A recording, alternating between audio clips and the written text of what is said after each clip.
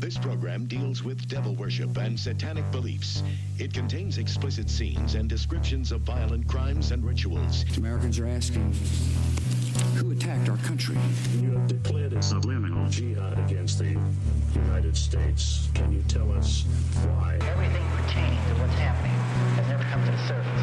The world will never know the true facts of what occurred, my motives. And night fell on a different world. And Iblis is thinking, I should be getting this position, not Adam, and this guy is created from dirt. And how does the army feel about you being head of the Temple of Set? And the conspiracy theorists can say what they will, but I want you to give me power over Adam, and I want you to give me soldiers and minions and all of these things. The people had so much to gain and had such a material motive for putting in a position on me. They'll never let the true facts come above board to the world. And I want you to be able to give me the ability to whisper into the hearts of mankind. And who was the grotto leader? Don't remember his name. You don't remember the name of a person who involved you in murder? Now these people are in very high positions, yeah. Yes.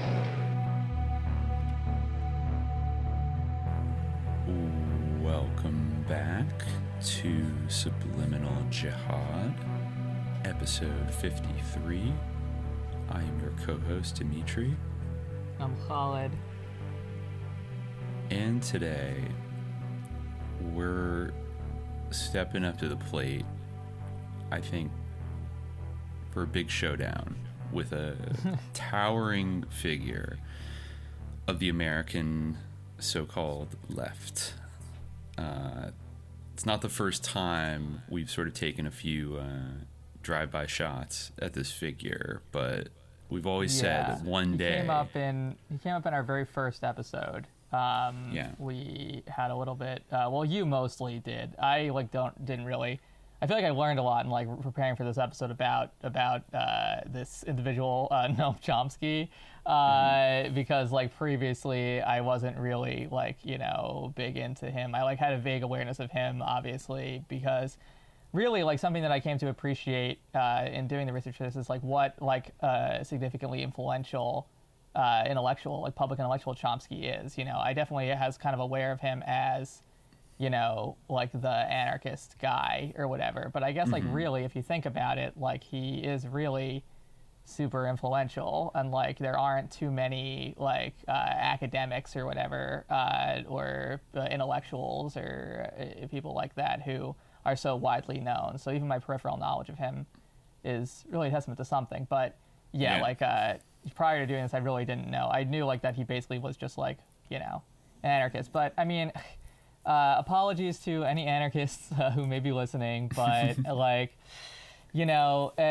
people are now kind of realizing that Chomsky is sort of a lib, in a lot of ways. Is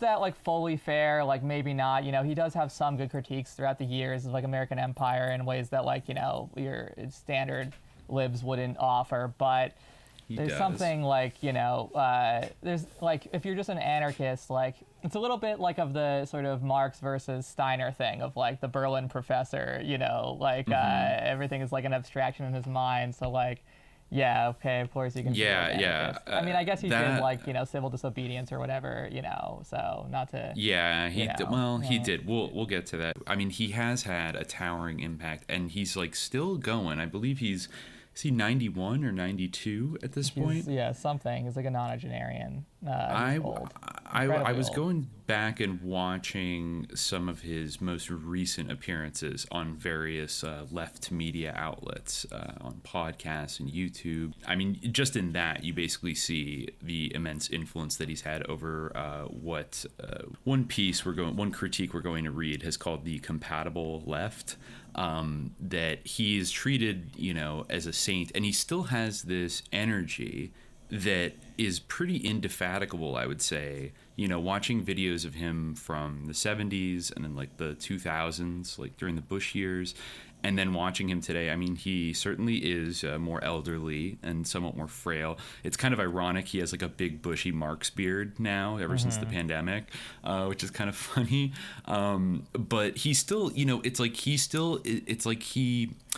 he has his kind of takes, and he just in that same exact tone of voice that he always talks about everything, just sort of dispenses the wisdom, and all of the hosts on the show basically just lap it up, and nobody ever really pushes back on, or if they do, it's like an incredibly polite way. They always preface coming him on by being like, oh my God, I'm just so excited, man. Like, dude, like Chomsky, he's literally my idol. He's like my favorite. He is the greatest like living thinker that we have. And like, yo, he really opened my eyes, you know? Like when I was in college, just like thinking about girls and beer and shit. And then like you read like one Chomsky book and you're like, whoa, wait a minute, man. You know, it's like that kind of, people have a very strong sentimental attachment to Chomsky. Well, what do you think is the book by Chomsky that people have read? Like, what's the, like, you know, like political book by Chomsky that, like, you know, is the I most would say popular? the one that I hear kind of mentioned most often is Manufacturing Consent. Oh yeah, okay. So that's that one, and then reading. I remember reading a Chomsky book in high school. Like I'll fully confess to like I had that like getting Chomsky pilled moment in the early 2000s when I was probably like I don't know a junior in high school around the time that the Iraq War was starting. I think what I read. Oh yeah, here it is. I think it was called Hegemony or Survival, America's Quest for Global Dominance, which came out in 2003. Oh, you know what? I also read Failed States in 2006. I think this went into when I was in college as well. Definitely had a kind of Chomsky phase. And I actually remember, now this one's coming back to me, Failed States. You have the big scary red cover. And it's actually kind of an iconic Chomsky book because it kind of starts with we'll explore this as we talk more about him. I guess maybe I don't have like a term for it. Maybe you can identify it, but kind of a thing that Chomsky does often where he says, the Bush administration is going around the world and unleashing military dominance all over the Middle East because he says these are failed states. But actually, if you look at it, according to many respected social scientists and statistics, America is actually has all the characteristics of a failed state. And thus we should overthrow ourselves if you want to be ideologically and logically consistent about it. Like basically, if I could Chomsky do it, impression. Like what? Like what is going on here with these impressions? I watched a lot of Chomsky and listened to a lot of Chomsky. I feel like I really modulated it to a T. But thank you. And I feel like that is kind of like Failed States in a nutshell. But of course, in doing so, he kind of goes through. I forget the exact. You know, I think he does maybe talk about Iraq. But he talks about Afghanistan. Talks about places like Somalia or Sudan. A lot of places in the global South, and all of the, and I think he does talk about, you know, there are things that, you know, probably were aided and abetted by the U.S. and all of these countries to prop up the worst kind of dictators and right-wing pro-corporate regimes and, you know, et cetera, et cetera. But I think there's a lot, and again, you see this in a lot of Chomsky. He starts to get into kind of languages about, like, I mean, the subtitle to the book Failed States is The Abuse of Power and the Assault on Democracy. Now, you can already see right there, that's a little bit of like a wishy-washy NGO, like Human Rights Watch adjacent kind of way of framing, you know, or like an open society like George Soros, like, kind of thing, or even, you know, National Endowment for Democracy for that matter, where basically you have an eminent American complaining about the erosion of democratic norms, but doing it from like a very Western perspective about like, I don't know. I mean, not to like totally erase like that. Yes, those things are bad when like democratic norms get like, you know, crushed, but there's a kind of, this is where his anarchism really shines through, is his kind of his opposition to things like he would call totalitarianism or state authority. And of course, it should come as no surprise to anybody that basically included most of the like actually existing socialist states of the 20th century, which particularly the Soviet Union, he was like vehemently opposed to and actually celebrated their dissolution in the 90s and said, you know, like it can only be a good thing for the world if this tyranny is washed away, you know, or something like that. Of course, he's been very critical about kind of like the neoliberal assault on those countries and various forms of U.S. imperialism. But I mean, that's just okay. But I mean, I think you you know, can see like kind of the contrast actually in the comparison between his debate with Sam Harris, or his exchange via email with Sam Harris kind of like yipping and biting at his ankles, like begging for a debate, where he makes like a very good point and a series of good points based on, his earlier writings about the Al-Shifa bombing, and the sort of like red herring in Sam Harris's argument, and the really kind of exposes the absurdity of his position about like how, well, Al-Qaeda, like they're Muslim basically, so like what they do is evil, but like if we, because like we, mean well, what we do isn't as bad. Whereas of course, like everyone means well, like even like Hitler, meant well. Of course. So, but, then if you consider like Chomsky's debate with Foucault, like kind of what you're talking about in terms of his attachment to democracy and things like that, it really does come out.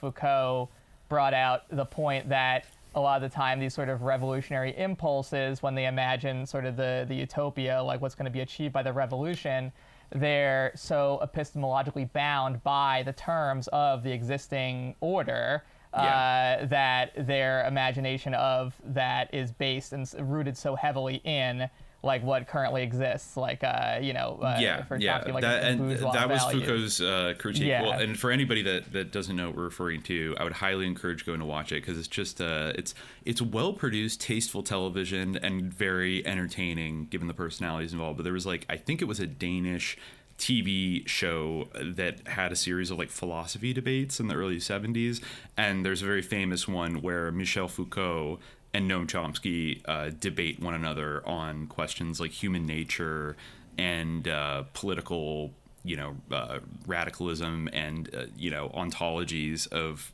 kind of everything. They talk about Chomsky's linguistic stuff. They talk a little bit about, I feel like Foucault, I'd have to double check, I feel like he was still a little bit in his Maoist phase. He hadn't gone kind of full neoliberal. I think I saw a tweet the other day that said, Foucault went to Death Valley in the 70s and dropped acid and became a neoliberal, and they were disappointed that Adam Curtis Foucault ever didn't became a that. neoliberal.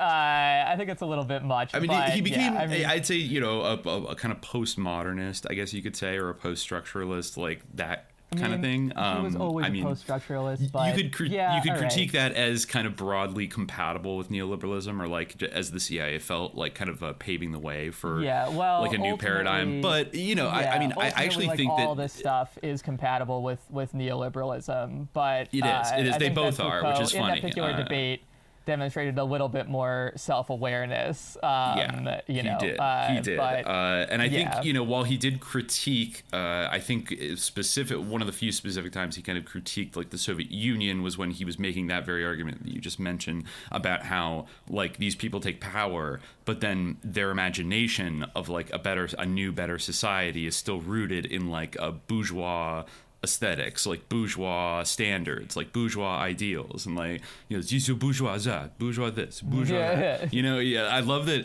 right off the bat Foucault kind of fucks with Noam Chomsky a little bit by refusing to answer in English and only replying in French, which seems to cause a lot of like confusion. The debate up.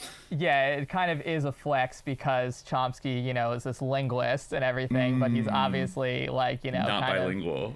Not really, like kind of struggling to understand what Foucault is saying. You're right. That was a real power move. It was a real European power move right there. But I think at the same time, Foucault made an interesting point, and he was kind of like playing with Chomsky a little bit, like a cat with like a mouse. Like that's, I think maybe my earlier description of him wiping the floor with Chomsky was maybe a little bit too eager of description, but I still think that he kind of runs circles around him, and Chomsky, you can see how Chomsky's like, what he's standing up for is kind of I don't know, Chomsky has like this internal script and like these sort of like stances that like he rigidly kind of sticks to, and he doesn't know how to like debate people who come at him from a different angle. He's very good at debating a lunkhead like Sam Harris. That like that's kind of when he's at his best. But when Foucault kind of says like basically talking about like what is this like justice and like rights and thing you're talking about, like if there's if there's a class struggle going on and the proletariat takes power, he says something along the lines of, it's like not, they have the right to take power, even if it causes violence along the way, because they are ending a greater oppressive system of class domination.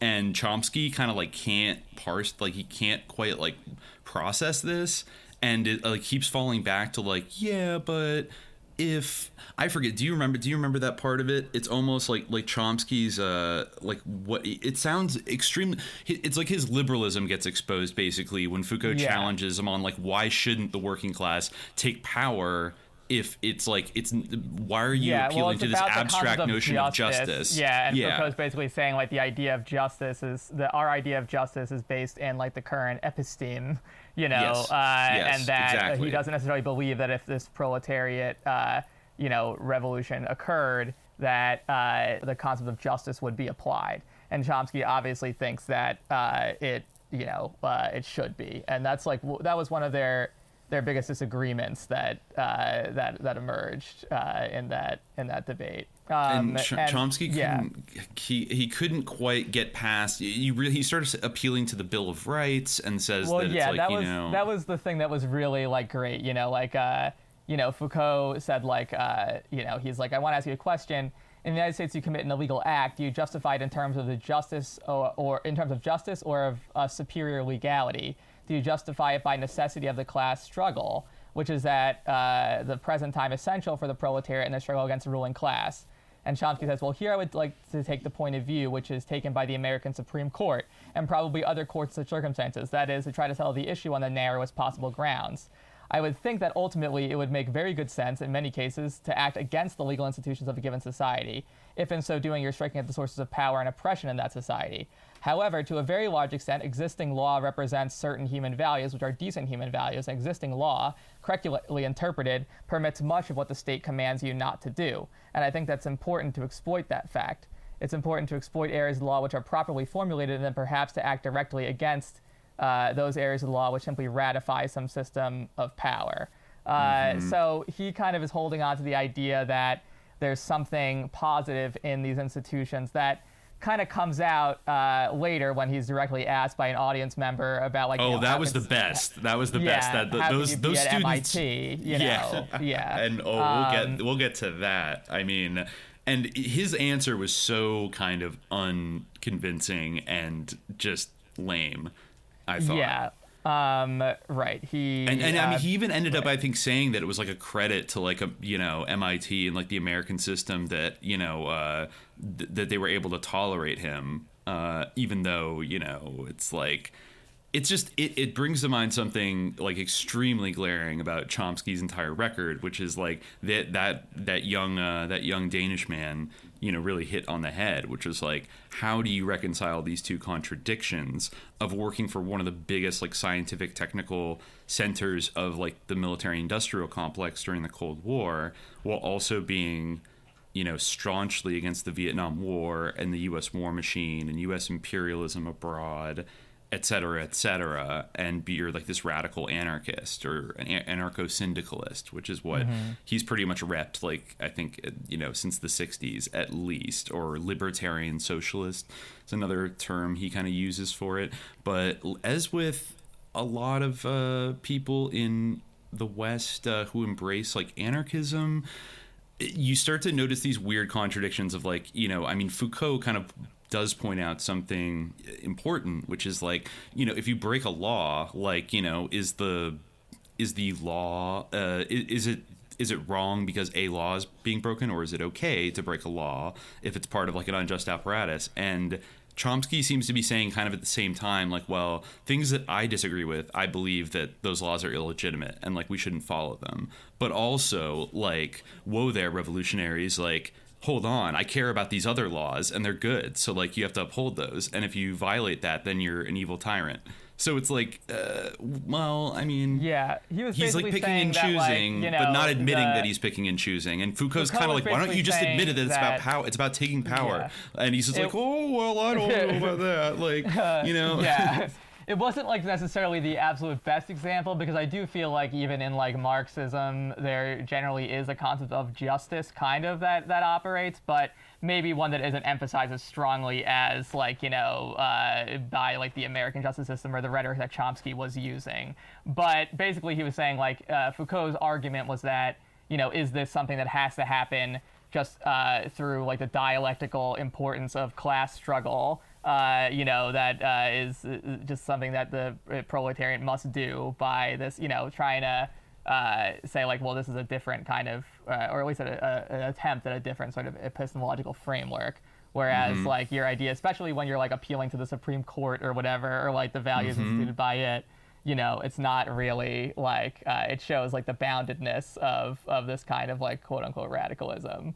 And we can see like, you know, 50 years later basically, and like you mentioned, people are getting wiser to it, that every 4 years Chomsky, you know, runs around the country saying a bunch of radical stuff, and then every 4 years is like, well, I just think that you have to do the lesser of two evils and vote for the Democrat and take what you can get and, you know, move on to the next one. And every single time he tells you to vote for a Democrat and then kind of rationalizes it. So it's like he's the classic, I think, you know, many adjectives have been used to describe, you know, he's like the left gatekeeper. He's, you know, he's the leader of like the compatible left or the permissible left. And he's also there to kind of let you down. And, you know, a term that's been applied to Bernie Sanders is he's like a sheepdog.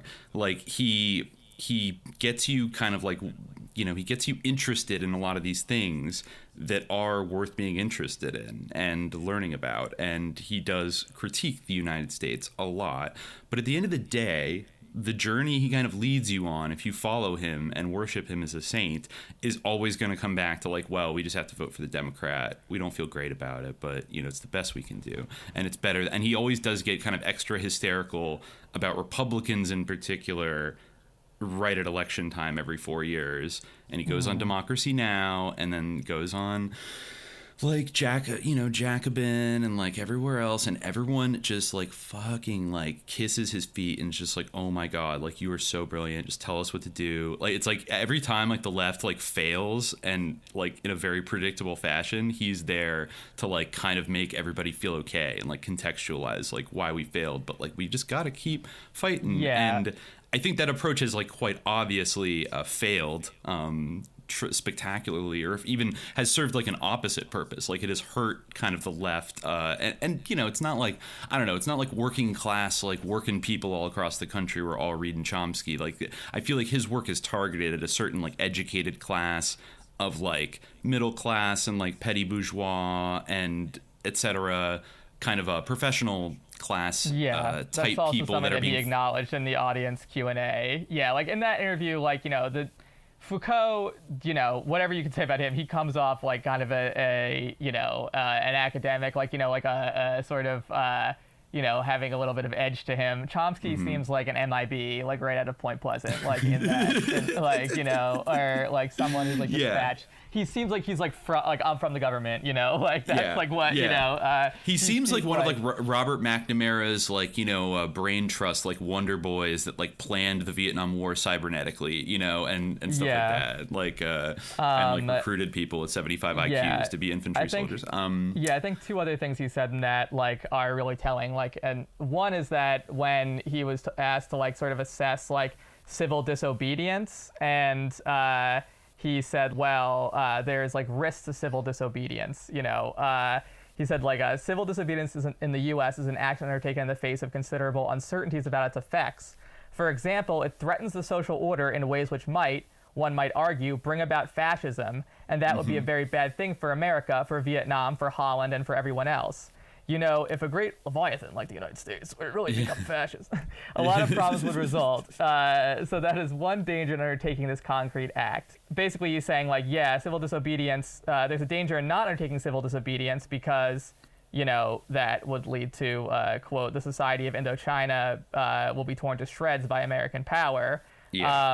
And, you know, but these are great uncertainties, right, that are being faced. Because on one hand, like, if you're too civilly disobedient, you're going to, like, provoke the fascists. And that, like, really reminds me, for one, like, since 1971 when these remarks were made, you can see like how that like hesitancy has like borne itself out in terms of preventing fascism. Secondly, it kind of reminds me of like the same sort of like wheedling that you see like now when Chomsky has to confront like different ideas like on the left. It's the same type of thing of like, well, you need to make a decision. Like, we need to modulate the decision. Like, what decision are we making on January 3rd? You know, on November 3rd. On November 3rd. Yeah. Take 10 minutes and vote against something. Yeah, he actually has the same line as like Bob Avakian and the Revcom people now, which is very ironic because they started out kind of in like they were ultra kind of like Marxist, Leninist, Maoist tankies, and he was like an anarchist, but they actually have kind of the same line of like I don't know if you've ever like seen them in videos or whatever at like anti-Trump protests, but they just kind of like they started doing a kind of like entryism into like the anti-Trump movement, and they're just like Trump and Pence out now, like refuse fascism. And I remember somewhere near me at like a church nearby, they were having meetings, and then like it came out later they were all like infiltrated by the LAPD, and like they got them to like, hey guys, you should go like run across the highway and all get arrested, and they did, and they got arrested. But they'd just been like beating that drum of just like refuse fascism, get the Trump Pence regime out now. And Chomsky in his own way is like kind of doing the exact same thing of like they're just so fascist that like we have to vote for like Biden and Kamala. Like there's just no other way to even consider. And it's like he has a sense of like long views. Well, I think we should definitely in time get to like some of his linguistic stuff because it is interesting. And like reading about that, like that is something that I really had no knowledge of like prior to researching for this episode. And I actually like feel like it's not what you would think. Like I kind of like respect it in a way, like because it's so much more wild than what you would imagine. But like you know, like the it's really like he has this sort of like the same thing with his linguistic stuff, like, you know, this level of like extreme abstraction and like this sense that he has like this long view, like, you know, for instance, when he went on Bad Faith, like for those two people, like, you know, are annoying to varying degrees, like and they like, you know, didn't necessarily acquit themselves super well in that exchange either, but like, you know, Chomsky's like whole thing was like, I am the only one who can see like the long view of these things. Like I'm the only one who can really do the calculus of like what's going to encourage fascism and like what is like in the long term like something that's going to save us from the existential threat like of climate change, you know, like he's like, really obsessed with, I mean, and okay, whatever, fine, but he is so obsessed that in a couple of years ago he compared Trump to Hitler but like, and sure other people have done that, but specifically compared Trump to Hitler for like removing like emissions, like tighter emissions regulations for like cars or something like that. And the Trump, I mean, it's like obviously of course they did that, but it was something along the lines of like, well, there's a lot of things contributing to climate change, and this puts like more cost on car manufacturers to, you know, I don't know, lower the emissions another 30% or whatever. So let's just like get rid of that requirement and just like not care about it, because it won't really change the fate of like climate change in the earth anyways, and we can give more money to like corporations, you know, just like typical American kind of bullshit, right? Like, yeah, they're not taking climate change seriously, but he compared that specific decision to like Hitler genociding like 40 million people. And because he said that like basically by saying that, you know, we are not going to, it was very, it's like very bizarre, like that it's all about I mean, it's like kind of like, it's a similar thing to like if you take the long view of like these things, it's like the same kind of thing of like, I guess like a butterfly like flapping its wings in Africa can cause like a hurricane in South America or something, you know, like and like over time like the result of that like one action. But again, like that's an absurd like comparison, like they're not of the same order of like, you know, his exact quote here is they asked Yeah, he was saying like the facts are pretty straight. There's almost universal consensus among serious scientists. He loves saying that, by the way, that we are racing towards the cataclysm if current tendencies persist. We are moving towards cataclysm. There is one country in the world, the United States, that wants to put its foot on the accelerator. Asked about the specific role played by the president and the Republican Party, he says the global coronavirus pandemic, which has so far killed more than 1 million people, can be tackled, but not with, quote, malignant cancer in charge of the policies, someone who moves to destroy anything that doesn't improve his electoral chances. Definitely the worst one I can think of in history. Adolf Hitler was pretty hideous, but he wasn't trying to destroy organized human society on Earth. Adolf Hitler was pretty hideous, but he wasn't trying to destroy organized human society on Earth, and therefore Trump is actually worse than Hitler. Yeah, that's almost in a way the same fallacy that he called out in Sam Harris. It's like, yeah, like Trump isn't trying to do that either. Like he doesn't like believe in climate change or doesn't like care or like see that as being a consequence of his actions. So like, you know. Yeah. He also said, slightly triggering, asked, challenged with the fact that Nazi Holocaust killed 6 million Jewish people. Chomsky, whose parents were Jewish, says Hitler also killed 30 million Slavs, but not human civilization. So, what's the big deal? 30 million dead Slavs and 6 million Jews, whatever. Like it's not as bad as letting people have pickup trucks.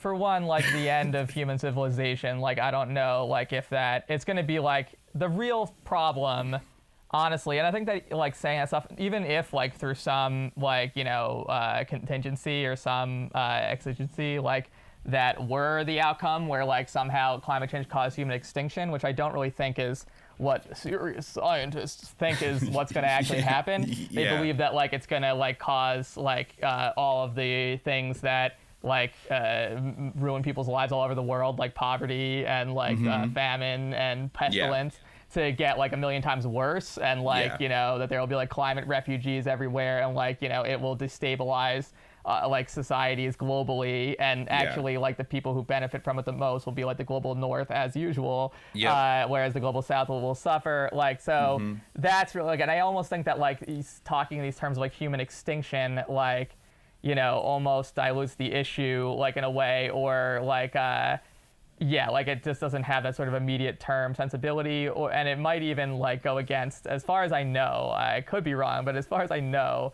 I think that is kind of in contradiction to what like, the quote unquote serious scientists like are saying. I think it is. I think it is, but it's something that, and he does the thing that a lot of people that are like climate change because like once I'm like, it's so hard for people to get like around the idea of like to contemplate human extinction. Like, he must at least acknowledge that it's difficult for people to like wrap their minds around that possibility, like enough to like take political action on that basis. Like, that's like the sort of like Steiner, like, Stirner thing that's like so, aloof and like in this like world of ideas that, you can see how people can't like relate to it. Like, even though like it is an urgent thing, like the way that you're framing it isn't even the most urgent, like, isn't even the best way to like have people understand the urgency. And also like, you can't really blame people for caring about other things when like if human civilization ends, then like, all right, well, like human civilization ended, like, so it's just like, all right, well. I think he does what a lot of people do, which is basically, I think they've convinced themselves, I think previously subconsciously, but I think at this point it is more conscious, that like, so what if we have to exaggerate? We need to get people freaked the fuck out because this is so important. You know what I mean? It's that kind of thing where even if I'm exaggerating, I'd rather exaggerate and we don't all die than and be more. It's kind of ironic because there's the same people that are all about like fact checking and like giving Pinocchios and all that shit, that like, but like if it's for an important cause, you obviously have to exaggerate because people are dumb and you need to like, you can't trust them to come to their own conclusion about how important this is, so you need to like blow it up and freak everybody out.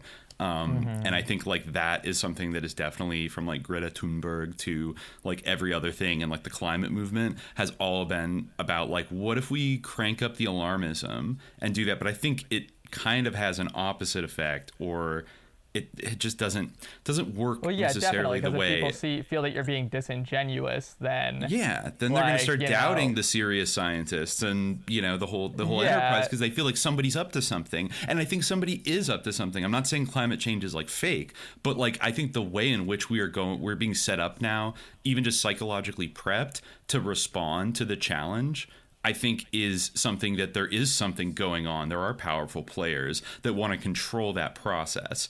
And Chomsky seems to be of the opinion that, I know he's not alone on this, that kind of like we have to stop climate change before like we end capitalism or like switch away from like our economic system that we have, because it's just such a threat that we're all going to be dead anyways. So like we have to focus on, even if, I think these people do have to think, if they're trying to like proselytize and marshal political action, that saying things like we just need to get rid of all fossil fuels in the next 10 years, that sounds like economic suicide to a lot of people. And I feel like if you did that in like a crash program that wasn't like properly thought out in a way that wasn't, it would destroy it would destroy industries and stuff. Like you really can't just like be like, we're gonna have like wind and solar in like 5 years, and like and I feel like that increasingly, because you can't make a really good argument of, I think if you made a like plan, maybe we need like a 5-year plan perhaps, or a 10-year plan or something like that is like, okay, we're going to transition. But for it to be like, all the activists seem to be like, no, we need to transition yesterday. So just like shut it all down. Like just fire all the coal miners, like close down all the refineries, just stop killing people. It's like that kind of like hysterical like attitude.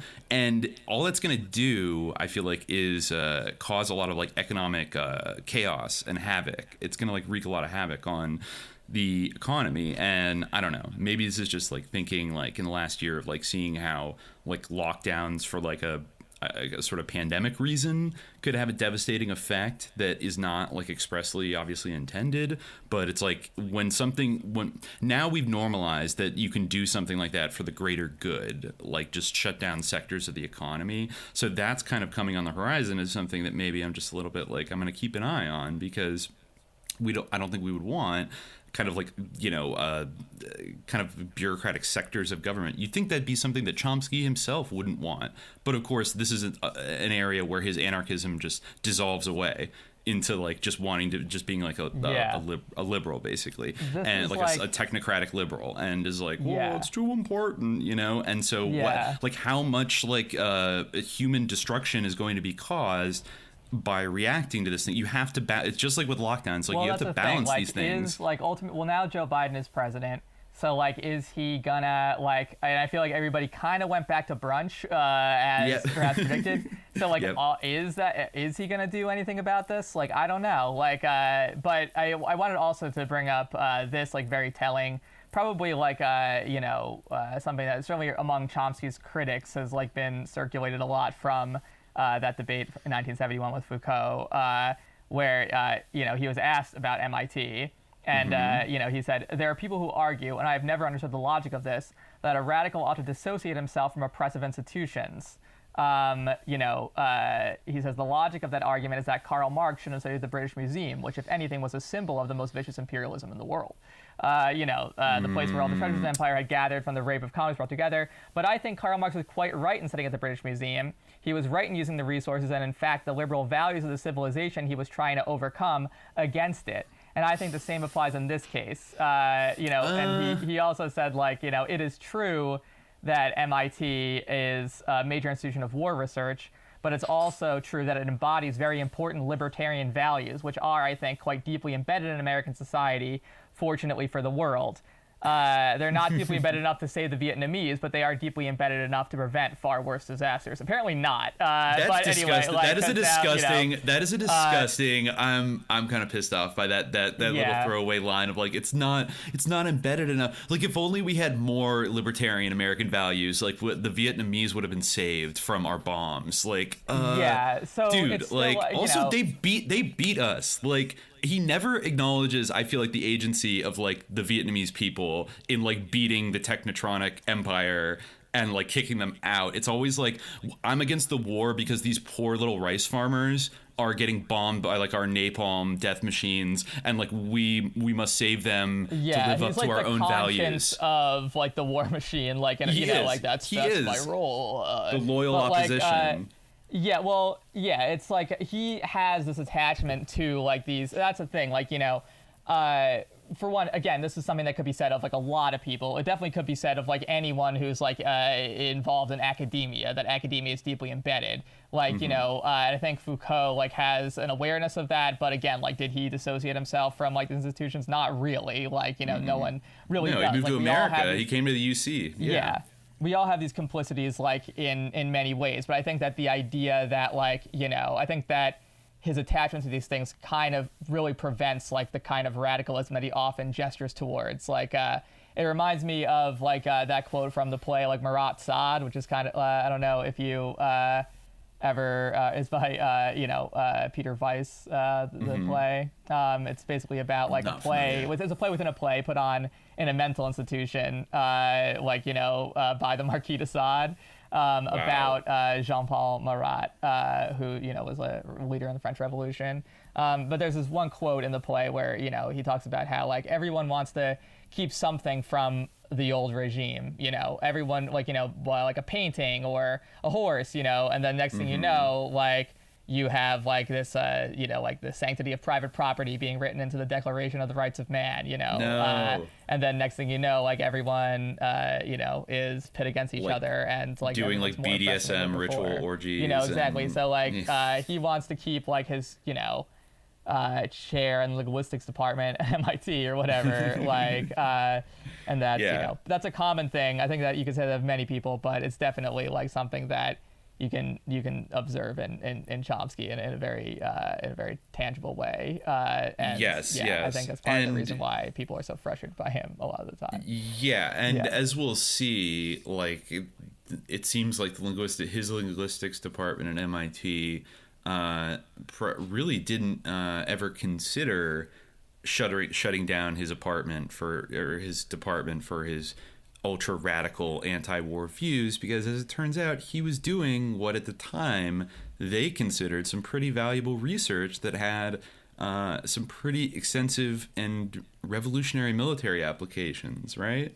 Yes. Well, I think we talked about that in our very first episode. In theory, apparently it kind of like didn't work out. Like how well it worked out. You know, it's one of those things. Like, you know, but definitely the idea of what Chomsky promised. I mean, we should describe like what exactly his linguistic theories are in greater detail. But like, you know, what his theories basically created a whole revolution in the field of linguistics.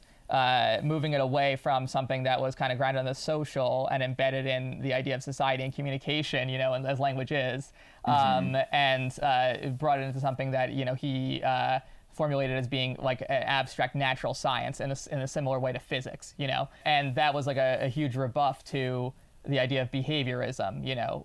Basically his ideas were the opposite of behaviorism, that people are like, you know, kind of their internal states don't like have any significance, you know, that model if as applied to linguistics, exactly, stuff, you know, like that's more of a blank slate thing. But Chomsky's idea is basically that like everyone has the code of like some primordial language inside of themselves from like their, you know, when they're born, and that like is what actually enables them to learn a given language, and all languages are united by this like, you know, core universal structure of grammar.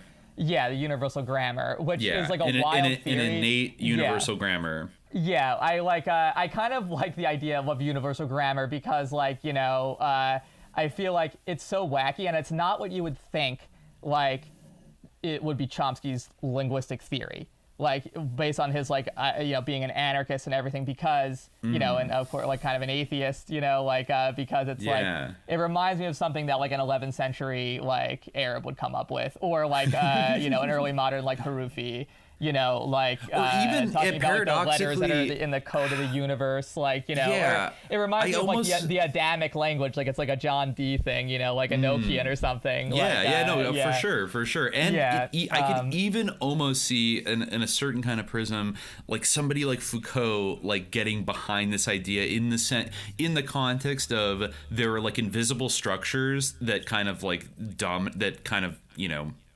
that basically inform and influence our behavior that we're not even conscious of, and like there's this like linguistic superstructure that everyone's born with that controls us like without our kind of knowledge, et cetera. Foucault would be the opposite, which would be that like social structures. I guess you're right. No, he's completely people. About like the coming like influence from the outside. Yeah, Chomsky as opposed to all you're about born like with the libertarian spirit of like this you know linguistic code that's like within you know like each individual you know and obviously that has practical applications. And it's also like, you know, just in general, like the same way that you'd want to, you know, for instance, the military or the CIA or whatever would want to support like modern art to show like the cultural sophistication of the United States, showing like, you know, having Chomsky, someone who's like revolutionizing the field of linguistics, creating this huge, you know, sea change. That's obviously like appealing in and of itself. And like it's absolutely true that his earliest work was funded like directly by the Air Force, you know. Like exactly. And the I don't know if you call it the Meter Corporation, right? The MITRE corporation, which was like kind of a joint venture of like MIT and the Pentagon, kind of a cutting edge laboratory. And I mean, basically at the time, there was a specific way in which the military looked at his research, and they did not look at it as purely academic. And this is mostly in the early 60s when this was happening. And there's a lot of looking into the idea of like an essential kind of universal language, but then also immediately they were thinking about the implications in computing technology that this would basically, and you know, if you could establish a kind of universal thing. I'm looking at this article. Chomsky kind of is the creator, or like not maybe a creator. Like in Chris Knight's book Decoding Chomsky, which is probably like the most thorough you know, publication that's a critique of Chomsky, weaving together kind of really taking on the issue of like the apparent split between his academic career and his professed like radical ideas. You know, he points out that like the whole idea, like the Josh Harris stuff of like we're just a wet CPU, like Chomsky at least played a huge role in perpetuating that concept. You know, he writes that you know, Chomsky did not invent computers, design software, or write science fiction.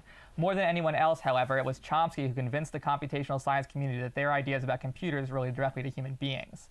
It was Chomsky, after all, who claimed that the defining feature of humanity, our capacity for language, was itself a digital machine. There was not really much evidence for this. Chomsky says it is so obvious you don't need evidence, but that hardly mattered. The astounding and exciting claim, never before seriously imagined, just had to be true, or at least needed to be asserted and generally believed, for the simple reason that without it, none of the other claims would carry weight. Without Chomsky's digital device, the one alleged to be inside each of us, those computer nerds preoccupied with their laboratory devices would have been just that, technicians designing inanimate machines.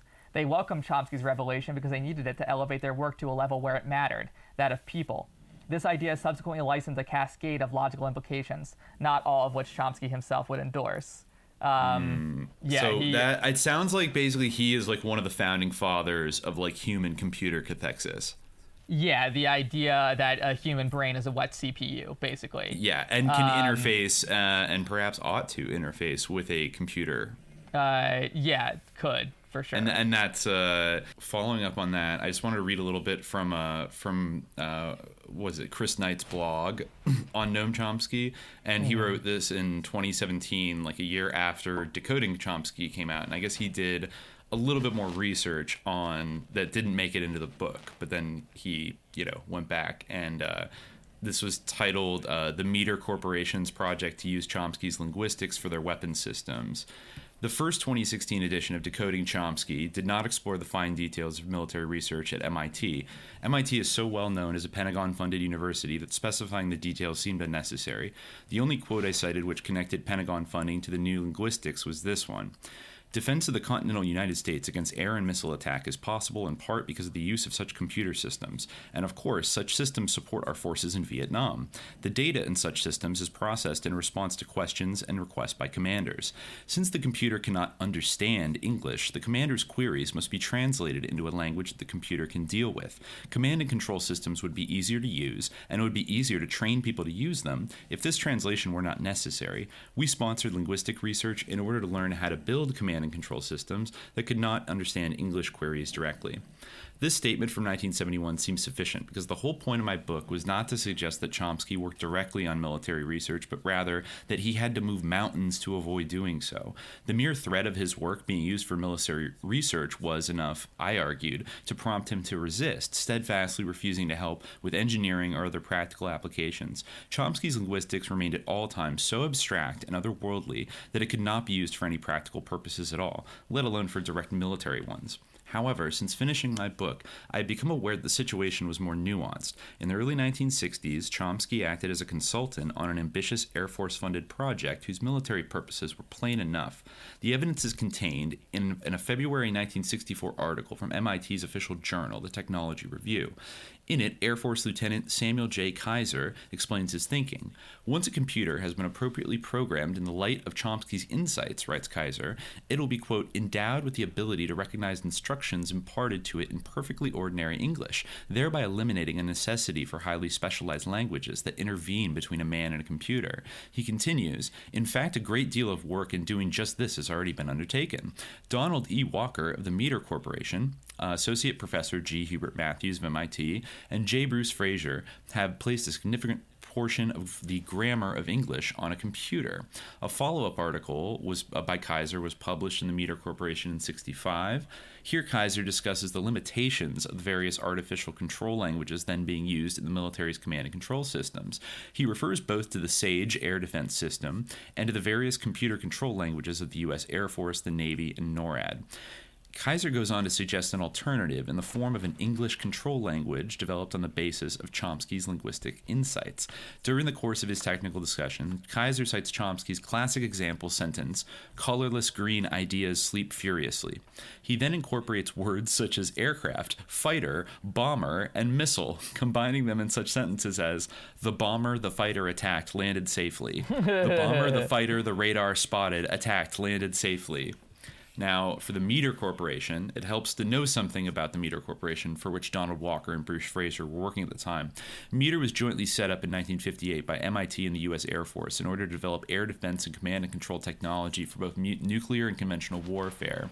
And he shows a diagram of the SAGE system that Thomas Pynchon has riffed on a lot. I guess a quote from Meter Corporation's official history states, most of Meter's commitment to the U.S. involvement in Vietnam occurred during the latter part of the 1960s. During fiscal year 1967, Meter was devoting almost 1/4 of its total resources to the command, control, and communication systems necessary to the conduct of that conflict. And then he posts a Donald Walker paper called Transformational Grammars, which on the first page acknowledges the linguistic concepts on which this work is based are due to Noam Chomsky, and it talks about a solution to the analysis problem for a class of grammars appropriate to the description of natural languages is essential to any system which involves the automatic processing of natural language inputs for purposes of man-machine communication, translation, information retrieval, or data processing.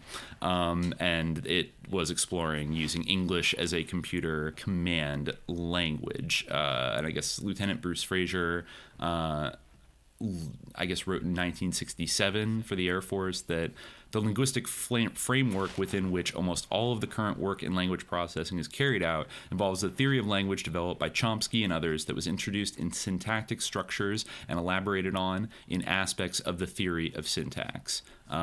The the MITRE English preprocessor system was intended to translate English sentences into instructions in a formal command and control language, but almost all of the research has gone into the development of transformational grammar and a procedure for performing the syntactic analysis. Yeah, somebody else kind of boasts in 68.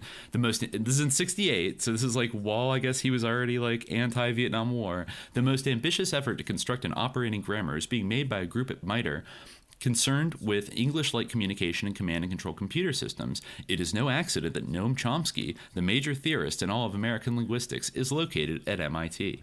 So, I guess there's other like receipts that this guy basically brings up, and I guess it says here that he talked to some of Chomsky's former students. He said, one of the former students, Barbara Party, has confirmed to me that Chomsky visited MITRE in his consultancy role in 1965. She has also explained that the head of the whole project, Donald Walker, convinced the military to hire her and other students on the basis that, in the event of a nuclear war, the generals would be underground with some computers trying to manage things, and it would be probably easier to teach computers to understand English than to teach the generals to program. It is difficult to know precisely how Chomsky felt about working as a MITRE consultant during these years because, to my knowledge, he has never discussed this in public. But we do know how he reacted when his wife, Carol, began working on an Air Force project at MIT in 1959.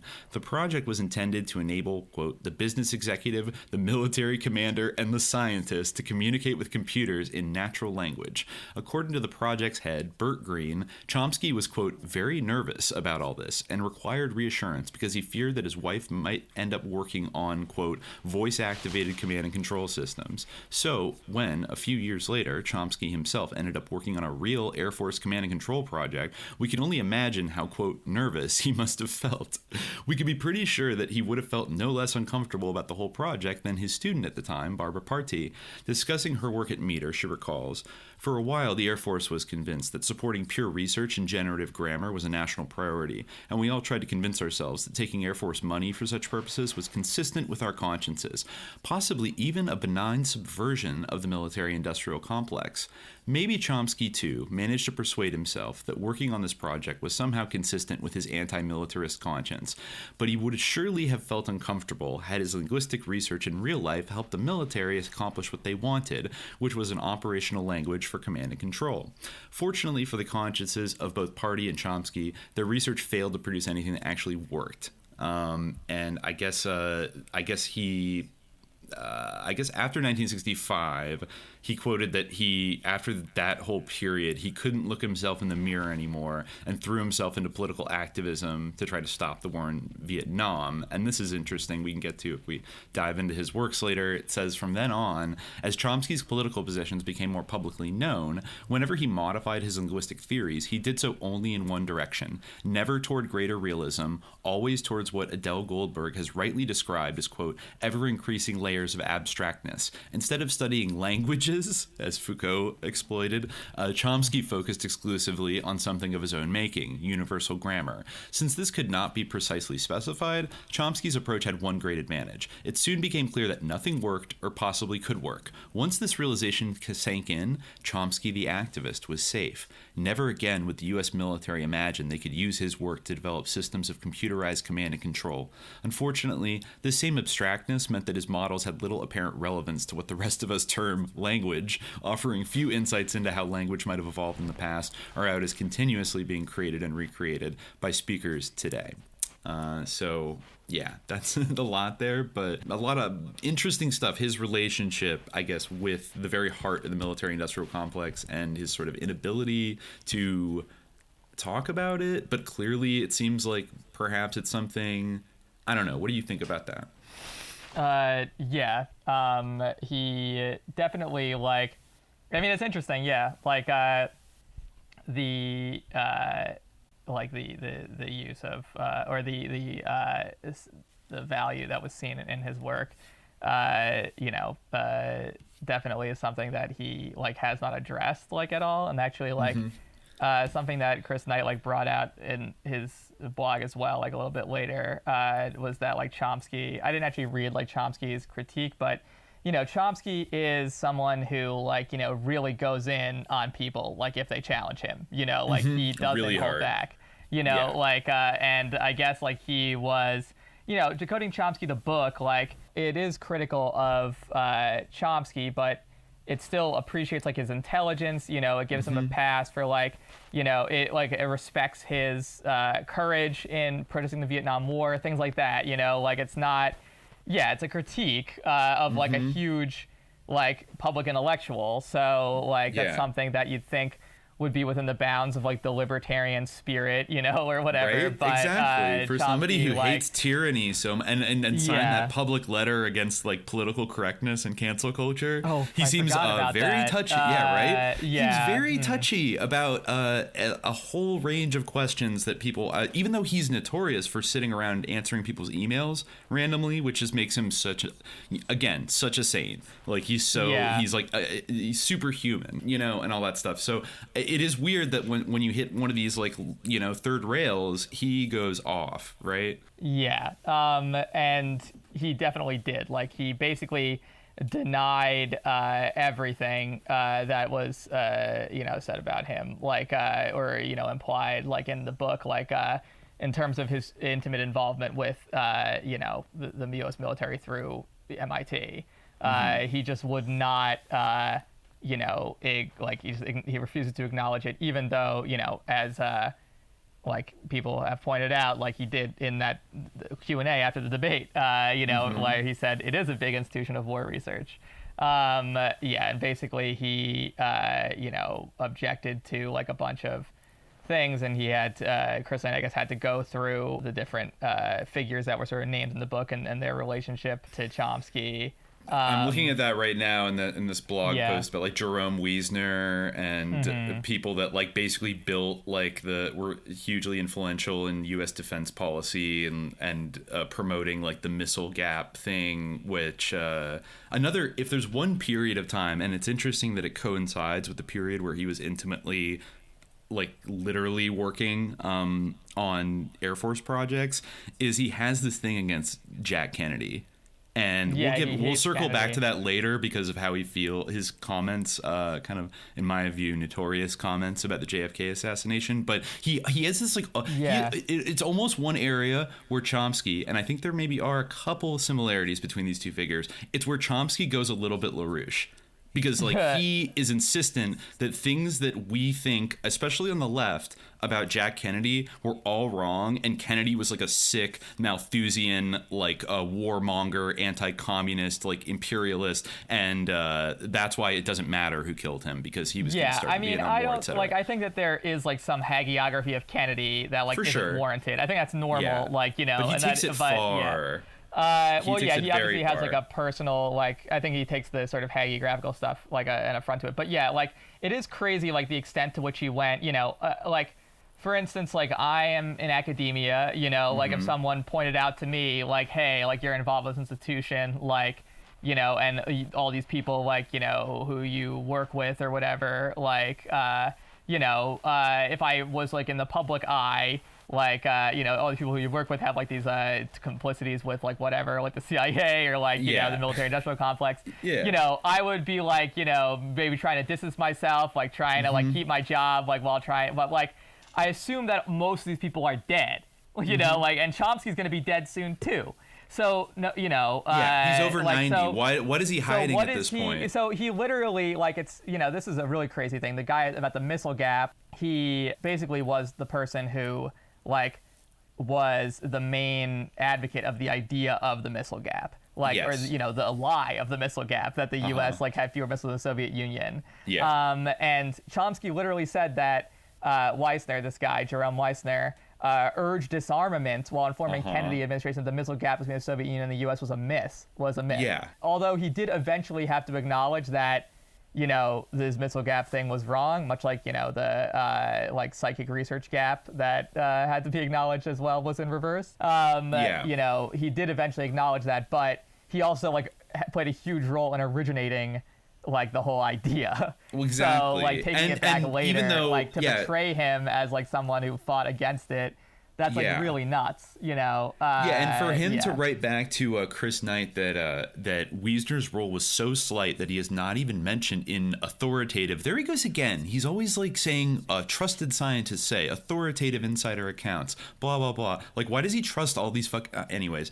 He's not even mentioned in authoritative insider accounts in the missile gap. But then Knight talked to one of Chomsky's MIT colleagues, Gerald Zacharias, who said he could hardly have been clear when he described Wiesner as soaked in military work, including, quote, submarine warfare, air defense, atom bombs, guerrilla warfare, civil defense, and psychological warfare. So that's the guy that, like, who obviously, according to most historical accounts, was like a warmonger, a missile gap truther, and all these other things that Chomsky is like going out his way and being like, no, that guy actually was like the opposite of all those things, and Kennedy was dick, or something like that. You know what I mean? It's just weird. It's very, very weird. And this guy's been dead forever. So, like, why? I think he's protecting something. It seems like he's like, there's the Gordon something... MacDonald stuff is really like all these people, like, it's really crazy, like the distortions that Chomsky made in his defense of them, like the Gordon MacDonald stuff. I think you'll appreciate this one. I'll just read this from Christopher Knight's blog. Gordon MacDonald was another leading scientist who played an important role in the creation of the McNamara barrier. He worked for MIT in the 1950s and for MITRE in the 1960s. In Chomsky's view, this, quote, Vietnam War protester deserves our gratitude for having been one of the first scientists to warn humanity about the dangers of global warming, setting alarm bells ringing as early as the 1970s. Just wait. It is important to find Chomsky describing MacDonald as it is disappointing to find Chomsky describing MacDonald as a Vietnam War protester, since the claim is so patently wrong. In fact, Chomsky seems to have misread his own source, a 2018 New York Times article. The piece does mention a protest against the Vietnam War, but Chomsky gets things upside down. The article clearly states that a group of anti-Vietnam War protesters set MacDonald's garage on fire in anger at the prominent scientist's involvement with the infamous McNamara barrier across Vietnam. Wow. But then, as for global warming, Chomsky again gets things upside down. He fails to mention that MacDonald made his initial findings about global warming while investigating ways to manipulate the weather for U.S. military advantage of Vietnam and elsewhere. Among other ingenious projects, MacDonald investigated ways to destroy the ozone layer in order to expose enemy territory to radiation levels that would be, quote, fatal to all life. Well, actually, he was trying to advocate disarmament for... I'm sorry that we couldn't save the Vietnamese people from us. I'm sorry that you couldn't save the Vietnamese people from, like, your friends and mentors, Noam Chomsky. Jesus, wow, that's right at the heart of it. And I think he's talking about the infamous McNamara barrier. I believe I read about that some years back. Electronic defense barrier. This was one of the first. This was one of the first kind of like operational parts of like the sort of the internet technology. I read about it. I think it was Alexander Cockburn's book Kill Chain, which is a history of remote warfare and drone warfare. It's actually really good. It's a really good history, and it gets into the Phoenix program. I think there was a scientific kind of a group called like the Jason Society that was involved in the Manhattan Project, and then a lot of like, I think they were very into like cybernetics in the 50s, and very cutting edge, and then like MIT and the Pentagon basically built this sensor system out in the jungles of Vietnam. I think they were trying to do it around the Ho Chi Minh Trail.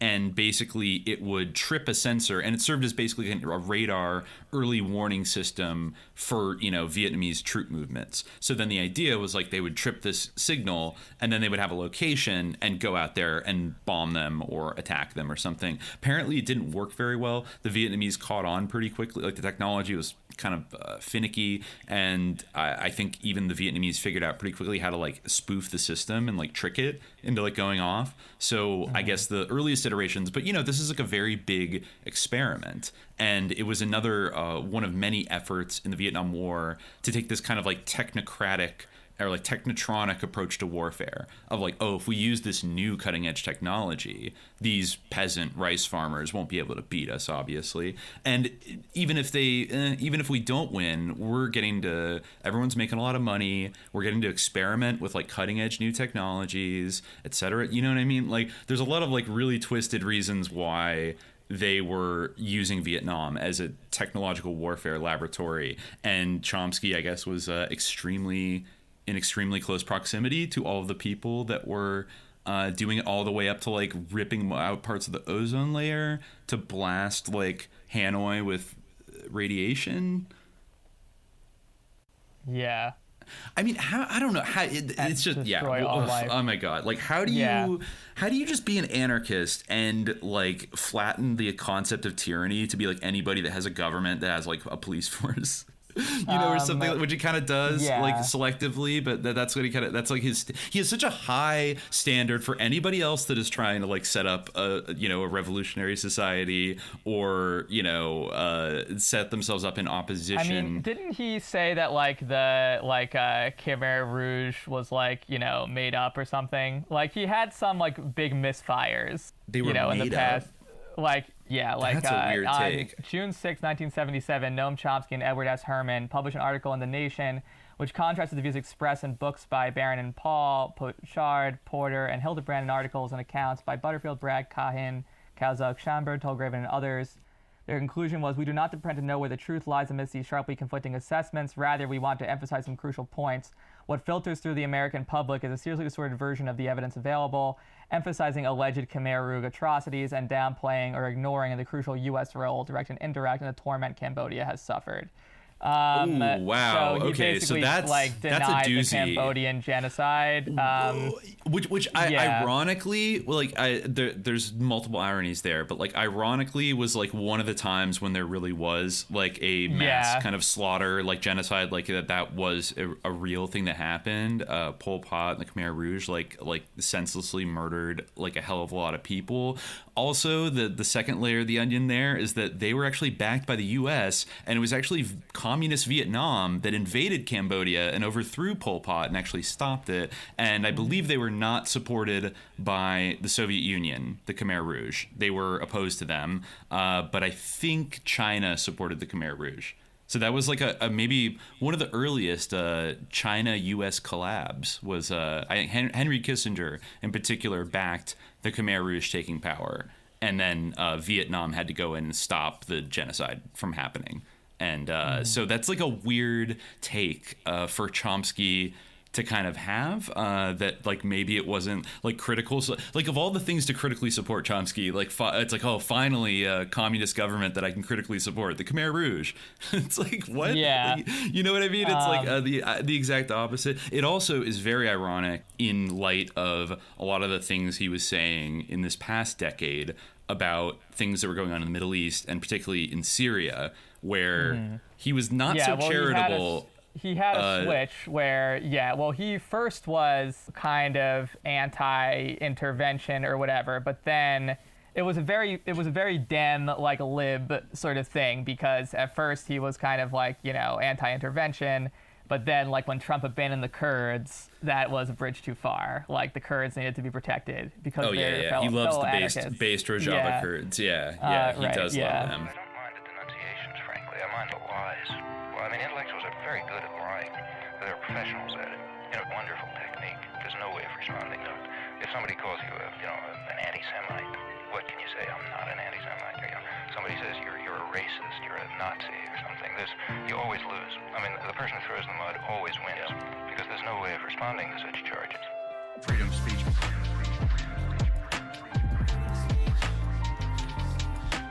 Freedom of speech.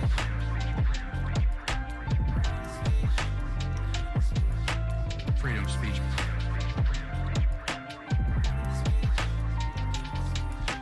Freedom of speech.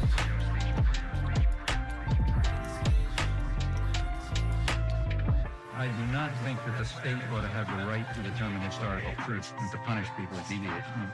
I'm not willing to give the state that right, even if they happen to fall with denying that the gas chambers never existed?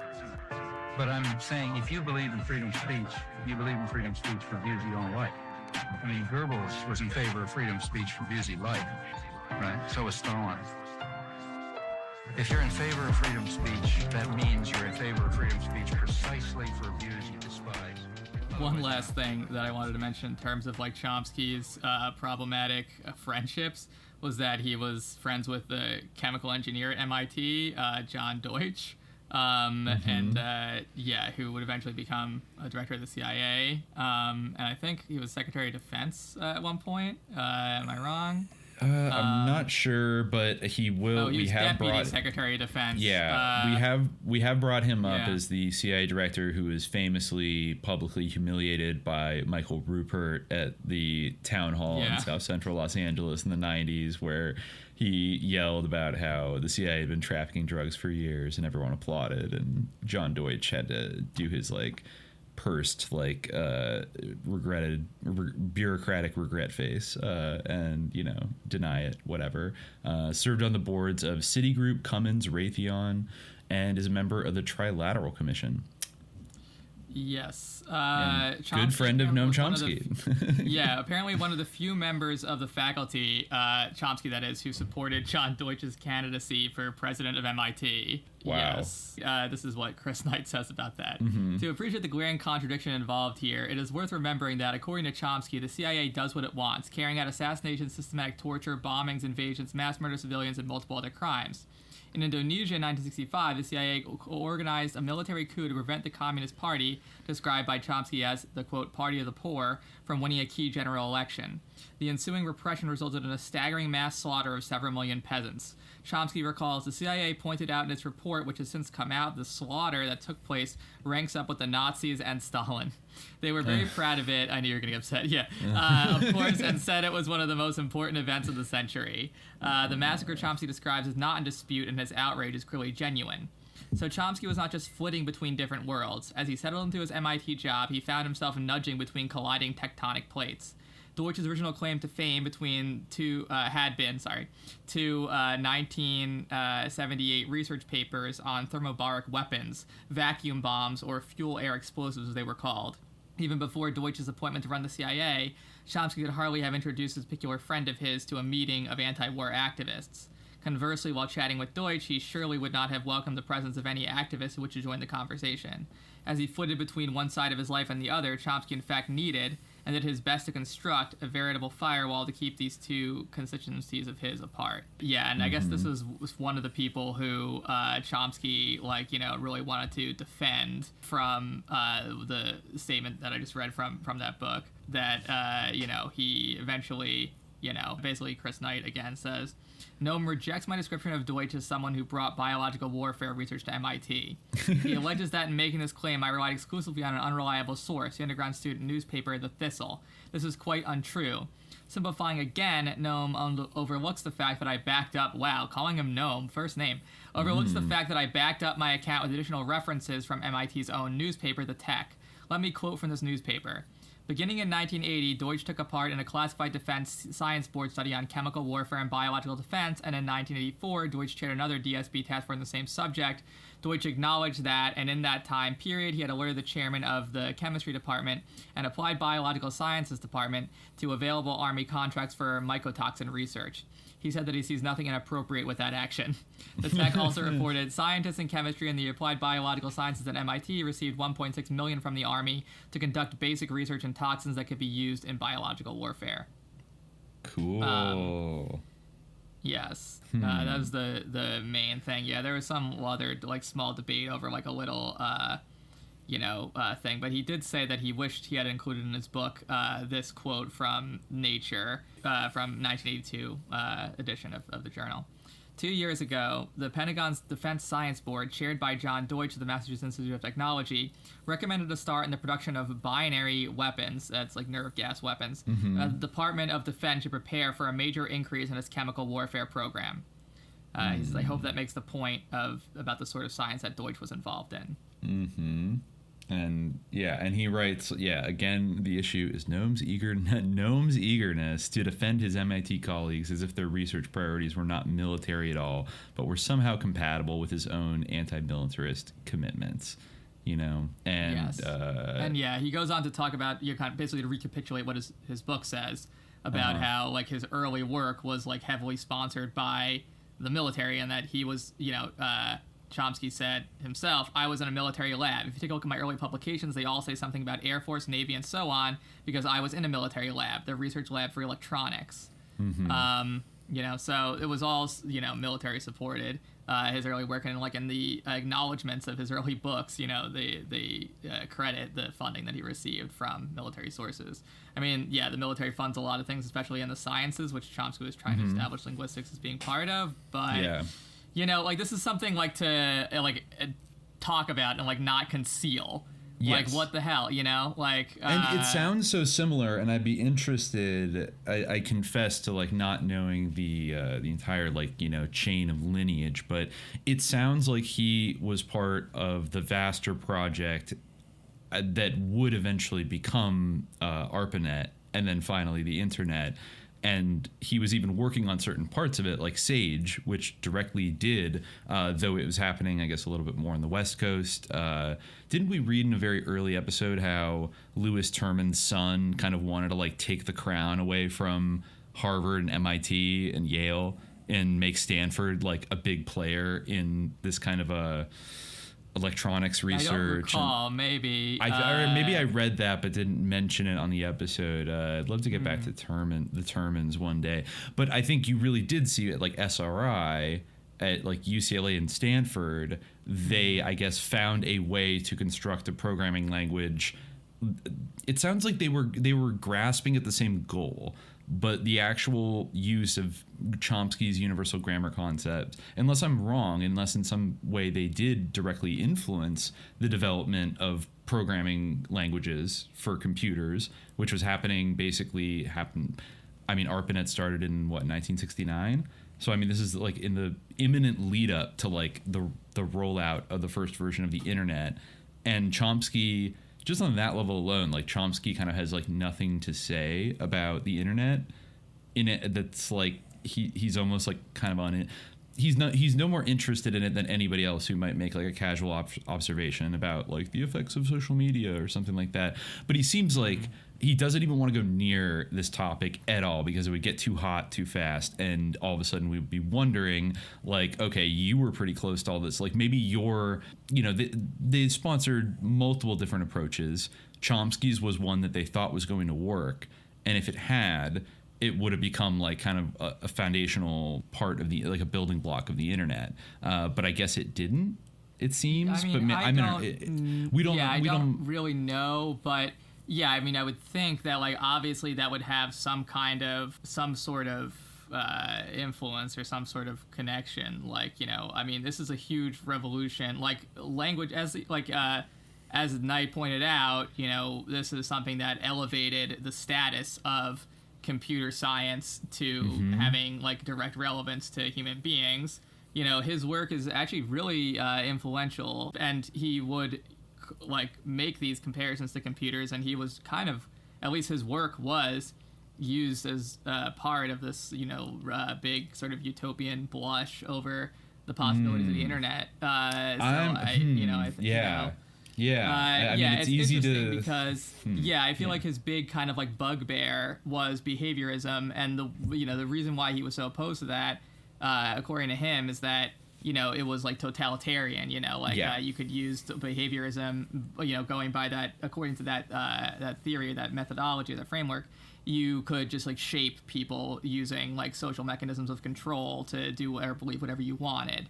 Yeah, but, which isn't a wrong concern to have about B.F. Skinner and behaviorism. B.F. Skinner's pretty sus. No, but it is interesting that he had such an impact on the development of the idea of the mind as a wet CPU, and therefore you would to me, I think of computers as being programmable, whatever their hardware is or whatever, if they have inbuilt firmware or something that's a language DNA code thing, you can hack it still, you can hack the system if the mind is a computer, Yeah, so. Exactly. Well, that is leading me to, I'm going to drop a bit of a hot take, hypothesis of a way of looking at a lot of this linguistic work, or really just pose this question. But in some ways, was Noam Chomsky sort of a technocratic capitalist Lysenkoist for the Americans? Like, yeah, I think actually, and I'm speaking as not an expert on Lysenkoism by any means. I am fascinated. I'd love to do an episode about it one day. But I just, if we're even just taking kind of the normative understanding of Lysenkoism, that it was like ideologically motivated, and it's like ideology like got in the way of, you know, and like debunking God, what was it? Like Lamarckism or whatever. Like basically like offering a whole new theory of how, you know, like genetics and things like that, and how there were things about it, about how like nature like naturally tended towards cooperation instead of like struggle and violence, and like the idea that like the animal kingdom was like a vicious, you know, like the biological world of like plants and animals was like inherently like violent, and like every being for itself was like bourgeois propaganda, and, you know, like there was that whole thing, but there was like an ideological use value contained in doing that. So, you know, you could just say like, oh, but the science, like, but we all know that like science is always mediated by whoever's in charge. Whoever's kind of in charge of the power structure, and it would be really naive to assume that those types of things in a variety of ways weren't going on in our, you know, in the United States at that time, and like in the West. And so in a way, it's like Chomsky, even though his line of theorizing kind of ended up in a little bit of a dead end, it was ideologically productive, and therefore was a part of this larger project, even if he didn't discover like the actual Da Vinci Code like, of how to create the internet. Well, that's the whole thing with Chomsky, is that like the evidence, like, you know, isn't there. Well, that's at least what his, you know, maybe his defenders would say something different, but what his critics say, and what I think he himself acknowledges about earlier formulations of his theory, is that it's just like the idea and like the facts supporting it aren't really present. Like, you can't actually prove it. He has a lot of that, like, there's a lot of that kind of, like, the vibe of that guy who did those experiments on ignition. I totally, and then when people were like, this can't be replicated, he was like, like, none of my work has ever been able to be replicated, and I'm, like, a celebrated, like, you know, it's like, what are you talking about? Yeah, like, what do you mean? Yeah, that's kind of, like... Who cares? You kind of get that impression with Chomsky, where, like... You know, I think that there's even some quote where he says something like, someone asked him, like, what is minimalism? And he says something like, I guess it's the best explanation we currently have for what language is. Or something, like, you know, his new thing is, that's his new take. Right? Okay. This is from the same blog we were reading before. As a result of all this, one sympathetic interviewer felt bold enough to ask, what exactly is UG at this stage, universal grammar? Chomsky replied, well, what's universal grammar? It's anybody's best theory about what language is at this point. I can make my own guesses. Summing up decades of intensive work then, Chomsky can only tell us the nature of UG is anyone's guess. When a theory tells you that anything goes, you really do know that this is not science.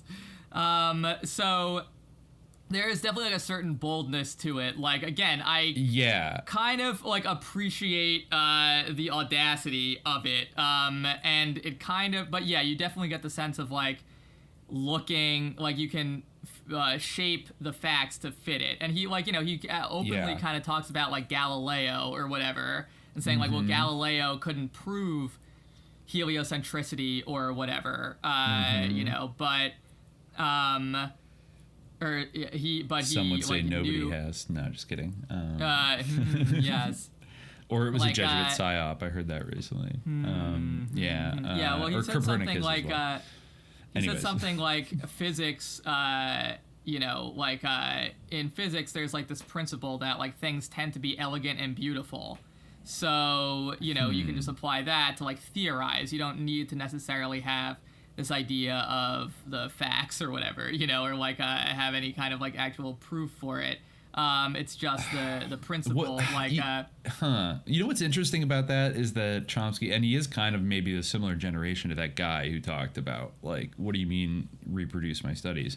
But it's basically, it sounds like, you know, it's like when the mask comes off a little bit, he really is a social scientist at the end of the day, not a hard scientist. Which is shocking because he hates the social sciences, and he doesn't consider them to be like real sciences or to have anything of value to say about it. Yeah, so much of his ego is wrapped up in like this firewall personality. I think that is unfair to the social sciences to say that. Like, I'm not. No, in a way, you're right. In a way, it is unfair, but it's he hasn't done any significant social scientific work.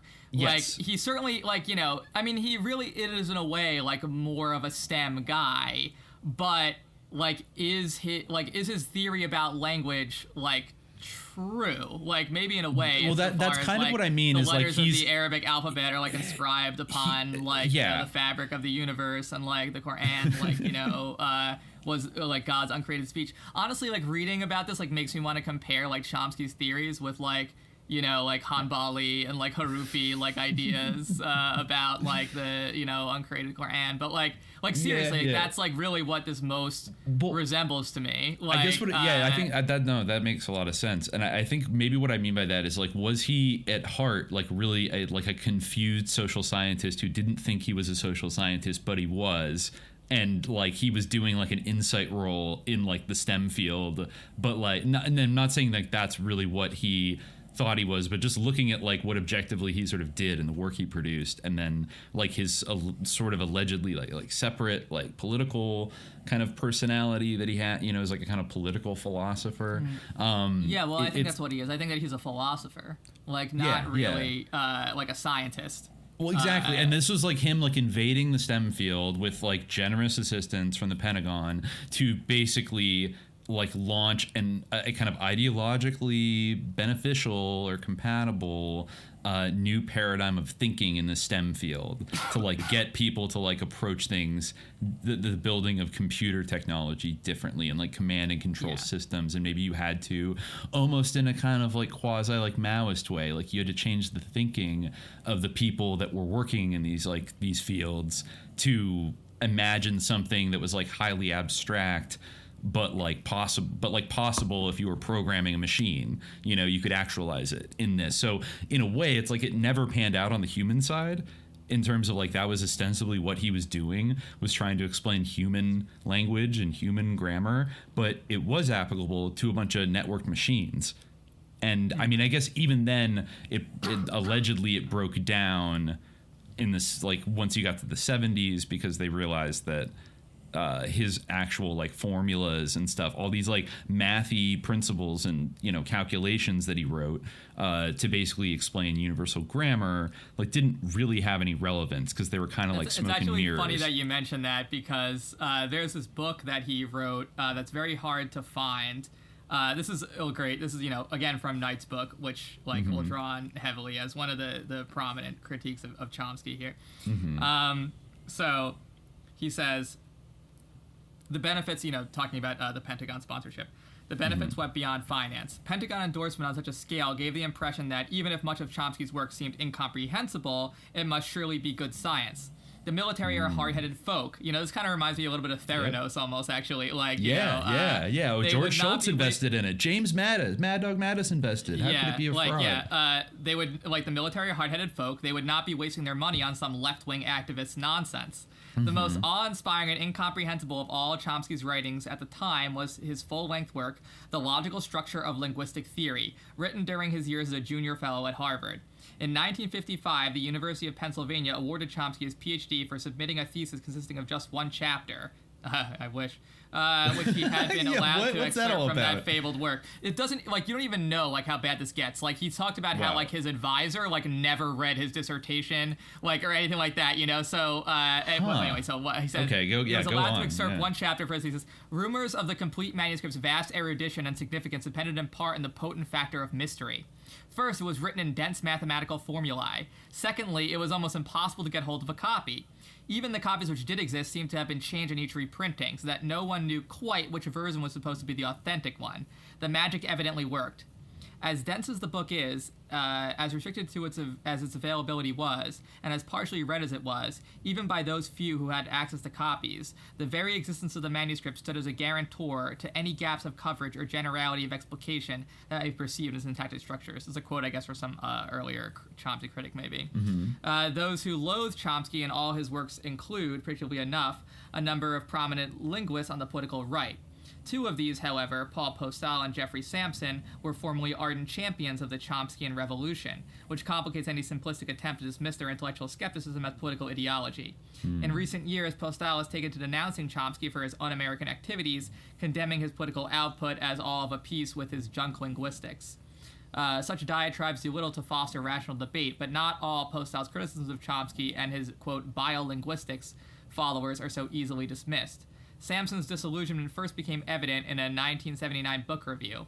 Scandalously, he described Chomsky's 1955 dissertation, now at long last published for all to see, as a long book full of algebraic notation which may look impressive to the mathematically naive, but which when carefully examined turns out to be mathematically semi-literate, containing various expressions which are meaningless, or say something other than what the author evidently wants to say, or at best choose a gratuitously obscure way of saying something which a competent mathematician would express straightforwardly. Wow.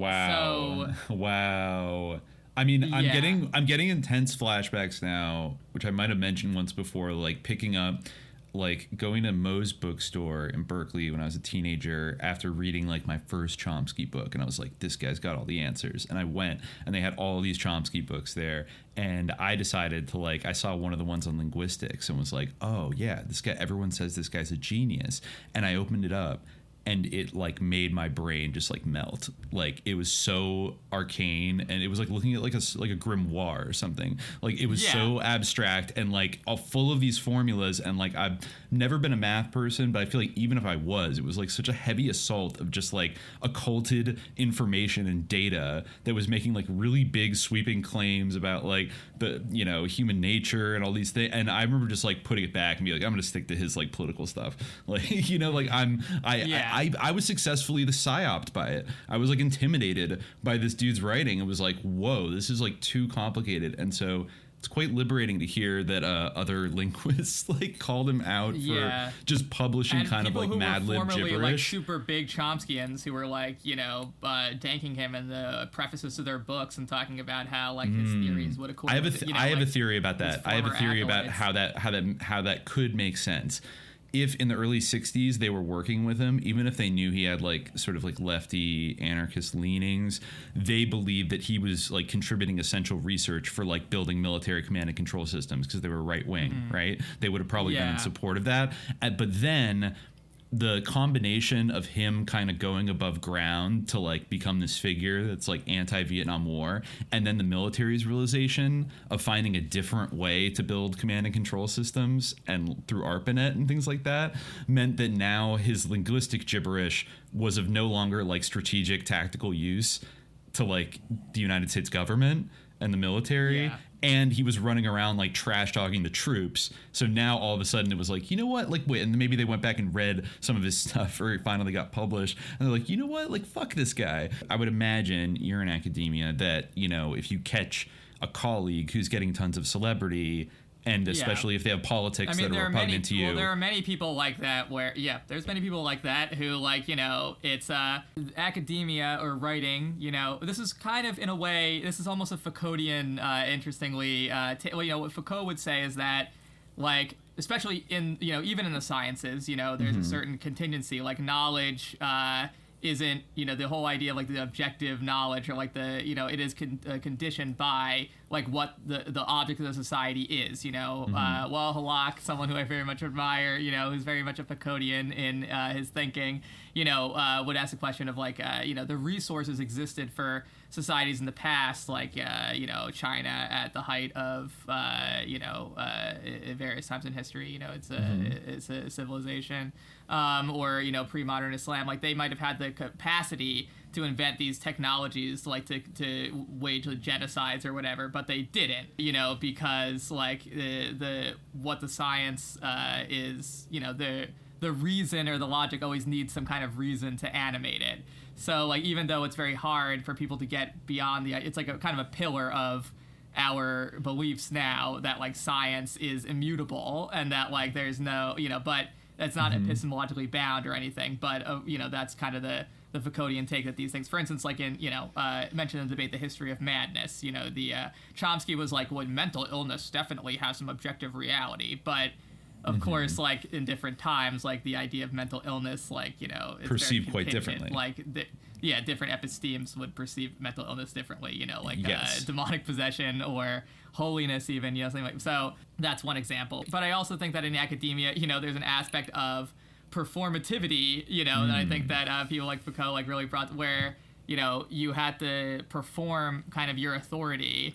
And, you know, he did like kind of a convincing performance. There's a book called like, I think like Challenging Chomsky is what it's called. And it's all about like, you know, how brilliant Chomsky is as like an intellectual duelist or whatever, you know, and his tactics where he'll like lure people into like the maze, you know, and just like destroy them on his own turf. Because he's able to figure out a way to set the parameters of the contest. No, like, he is quite good at. He is, I think, legitimately talented at that, as a rhetorician, as a debater, as a kind of a. Though I think it often, and I think he usually tends to agree only to debate in situations where he can fight on his own turf.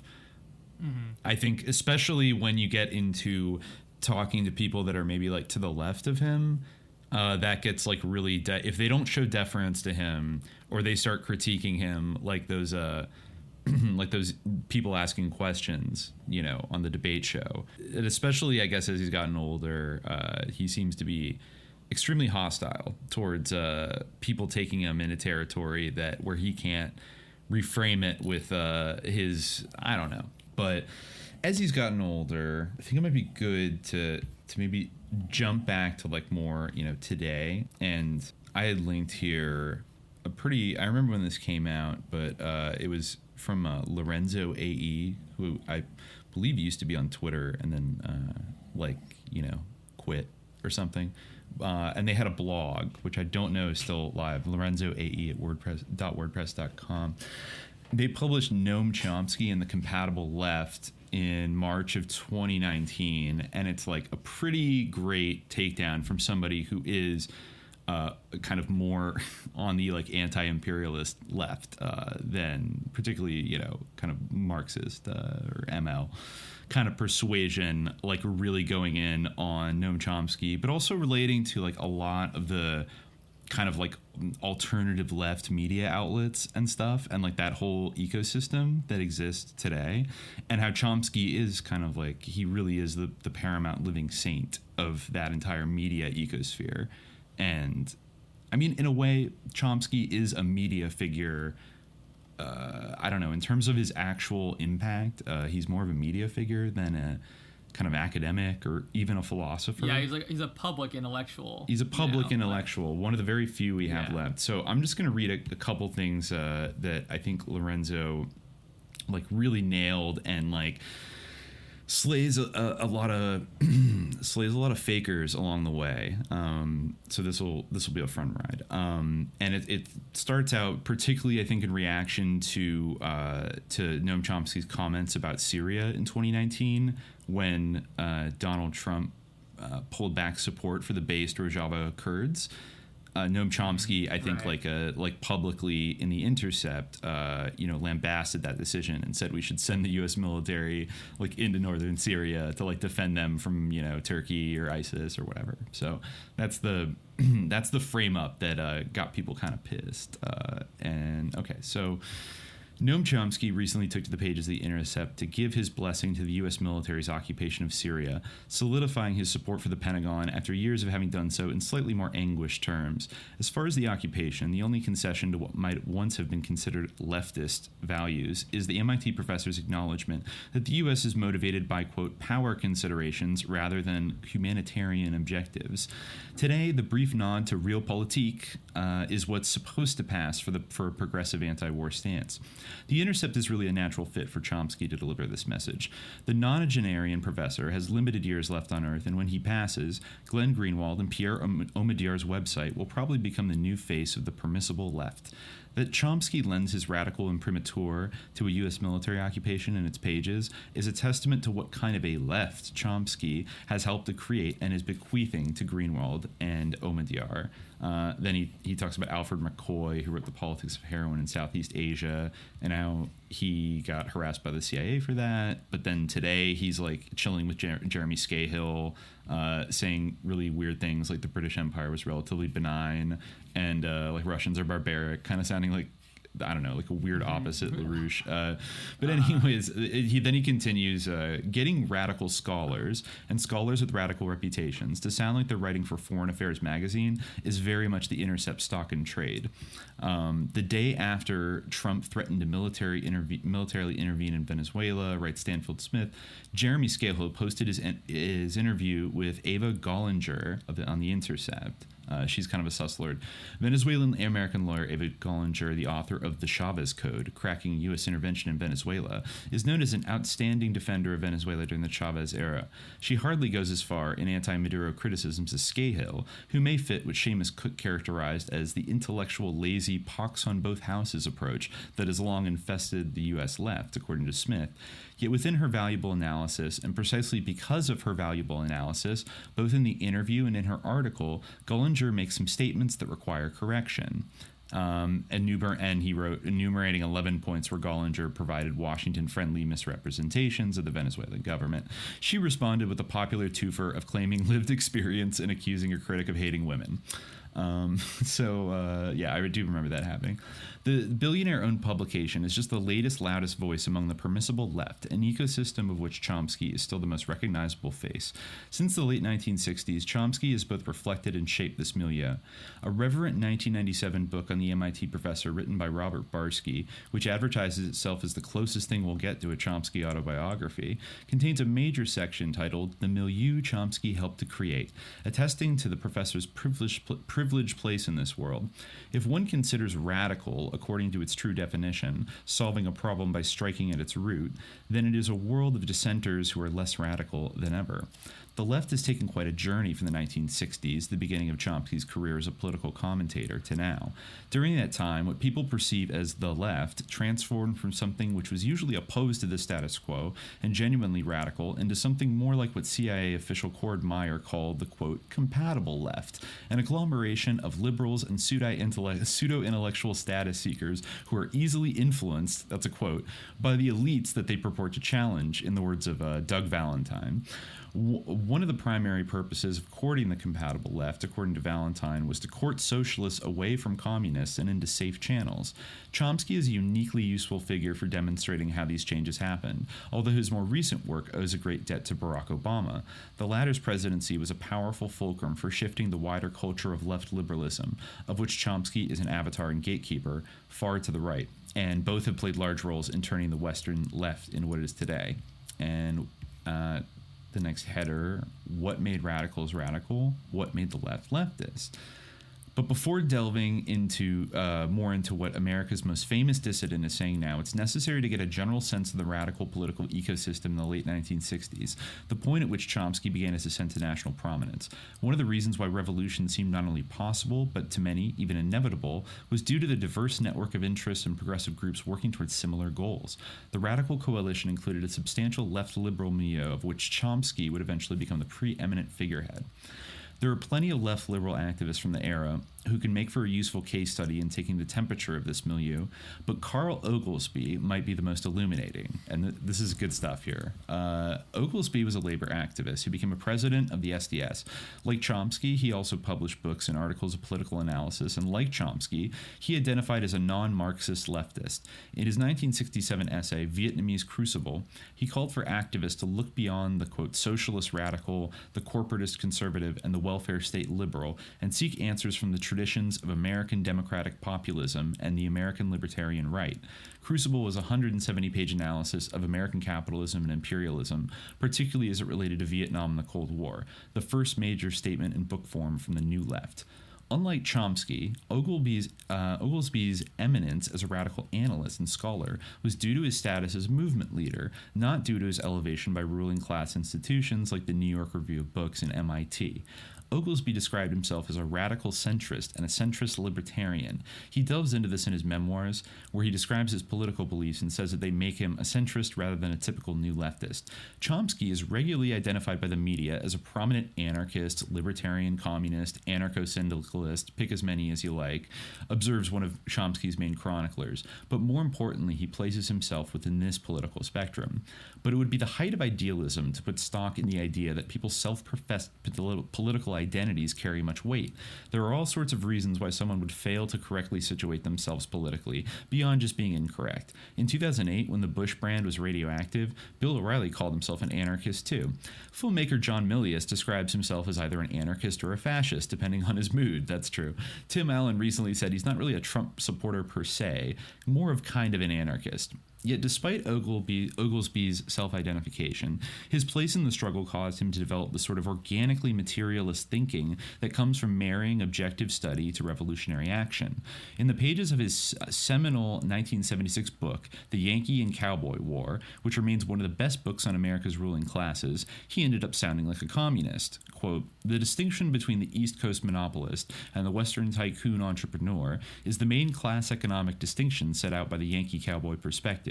It arises because one naturally looks for a class economic basis for this apparent conflict at the summit of American power. That is because one must assume that parties without a class economic base could not endure struggle at that height. The whole thrust of the Yankee Cowboy interpretation posits a divided social historical American order, conflict-racked and dialectical rather than serene and hierarchical, in which results constantly elude every faction's intentions because all conspire against each and each against all." Also worth quoting, this will be relevant to Chomsky, is Oglesby's dissection of a piece by liberal columnist Andrew St. George, who purports to explain Vietnam and Watergate through psychohistory and inept empire bumbling. Adam Curtis, sorry.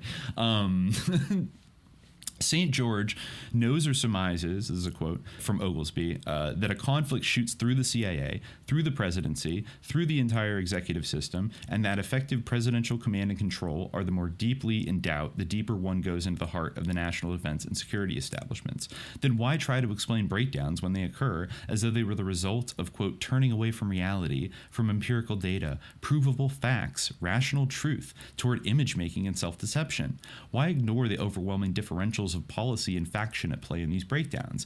It is not Nixon himself, the Joint Chiefs, or the CIA whom Nixon, the Chiefs, and the CIA are deceiving. It is only ordinary people. Nixon knew he was secretly bombing Cambodia. The Joint Chiefs knew they were secretly bombing exempted targets in North Vietnam. The defense and security establishment knew that peace with honor was a slogan with a hatch in the bottom, and that peace mandate Nixon would secure it with it was pre-structured for easy transmutation into a war mandate. Watergate cannot be reduced to a question of Nixon's personal psychology. He was not deceiving himself, only others. He was not deceiving his class. Whatever words he chose to describe himself, Oglesby's analysis was moving towards something objectively Marxist, because his radical movement necessitated a Marxist analysis if there was any hope of understanding reality accurately, acting on it, and then changing it. Oglesby's work is a useful lesson in how the nature of the era's liberatory struggles forced even the centrists to act and think in a substantively radical way if they wanted to be effective instead of irrelevant. The nature of the struggle meant that plenty of revolutionaries ended up following similar intellectual paths. Malcolm X began his adult life as a petty criminal before gaining what the Nation of Islam called knowledge of self and joining the conservative black nationalist NOI. But his revolutionary work was a liberation struggle and not an academic exercise, so his theory was tested and revised. X came to sound like a communist. Quote, "Show me a capitalist and I'll show you a bloodsucker," he said in 1964 after returning from his final trip to Africa. He even delivered lessons in dialectical and historical materialism, like, quote, "Capitalism used to be like an eagle, but now it's more like a vulture. It's only a matter of time, in my opinion, before it will collapse completely." He explained the base superstructure relationship in terms that anyone could understand, analogizing capitalism surrendering white supremacy or evolving into socialism as akin to a chicken laying a duck egg. A chicken, quote, "A chicken just doesn't have it in it to produce a duck egg. It can't do it. The system in this country cannot produce freedom for the Afro-American. It is impossible, period." He came to see race and classes interlinked and explained that the annihilation of white supremacy would not come without the end of capitalism. As he said in a speech delivered 3 days before his murder, quote, "It is incorrect to classify the revolt of the Negro as simply a racial conflict of black and white or as a purely American problem. Rather, we are today seeing a global rebellion of the oppressed against the oppressor, the exploited against the exploiter. This is increasingly common in response to Dr. Martin Luther King Jr.'s Beyond Vietnam speech, where King connected imperialism abroad to white supremacy at home. An FBI memorandum warned that King's condemnation was, quote, "a direct parallel of the communist position on Vietnam." And so I'll hop off there. He continues to talk about Oglesby and Peter Dell Scott and their theory of deep politics and parapolitics and all these things. Basically, all these things that Chomsky doesn't give a fuck about, basically, at the end of the day. Yeah. Well, I mean, that's the thing. Like, Chomsky doesn't have, like, theories about politics, really. Like, he's not... Actually, you mentioned dialectics and... that Malcolm X had. I don't know about that guy's conclusion that Malcolm X became maybe he sounded like a communist. I think what he means is he was. Yeah. It's like it's like Genghis Khan. Like he was a Muslim and he didn't even know it. Yeah, exactly. Right. Of course. Yeah. This is the classic thing of like claiming. But I think there's a lot of truth. I think there's a lot of truth in that. Like because if you dismissed Carl Oglesby and his books and his research and everything because he technically called himself like a radical centrist, but he was using the tool. It's like I think there's a really good point. No, Lorenzo I definitely agree with that. Yeah, it doesn't kind of matter what you call yourself. No, I fully agree. Yeah, and I think that that's very important that, like, a lot of the time, I mean, Chomsky is one example. Like, I mean, a libertarian socialist might set off red flags, but I think even a lot of the time people who are like, I'm a, Marxist, or like, I'm a Marxist-Lenin, or whatever, it doesn't mean anything. It's about what actually you're espousing. Chomsky's a good example in terms of, like, the idea of being on the left or whatever. But... yeah, that actually reminded me, like the mention of dialectics reminded me an amazing quote by Chomsky where he said, "Dialectics is one that I've never understood, actually." This really lends itself to Chomsky's voice, but I've just never understood what the word means. And if anybody can tell me what it is, I'll be happy. I mean, I've read all kinds of things that talk about dialectics. I haven't had the foggiest idea of what it is. This is, like, if you think this is bad now, just wait. Oh my God. I'll tell you the honest truth. I'm kind of simple-minded when it comes to these things. Whenever I hear a 4-syllable word, I get skeptical because I want to make sure you can't say it in monosyllables. When words like dialectics come along, like Goering, I reach for my revolver. Oh, no. Yes. He literally said, when I hear dialectics, I reach for my revolver. Oh, my God. That's literally the most Nazi thing I've ever heard. It's so insane. Yeah. The most fascist thing I've ever heard. What a bizarre thing to say. Like, it's more fascist than the original quote. Like, it's like, particularly when I hear Marxist dialectics, I reach for my revolver. It is arguably more fascist than the original quote, which, by the way, wasn't by Goering, but I guess... It was like a playwright. It was a Nazi playwright who did it. Nazi playwright. Hans Jost, I think. What was it? Like, when I hear the word culture, I reach for my gun? Hans Jost? Yeah. I hear the word culture. I undo the safety on my Browning, I believe, is the original one. Wow, Chomsky. Yeah. The Holocaust, not as bad as Trump canceling emission standards for trucks, but also, like, I'm going to quote, I'm quoting Goering to denounce dialectics, which I don't understand. Wow, like, intellectual towering figure. I'm awed by his brilliance. Oh my God.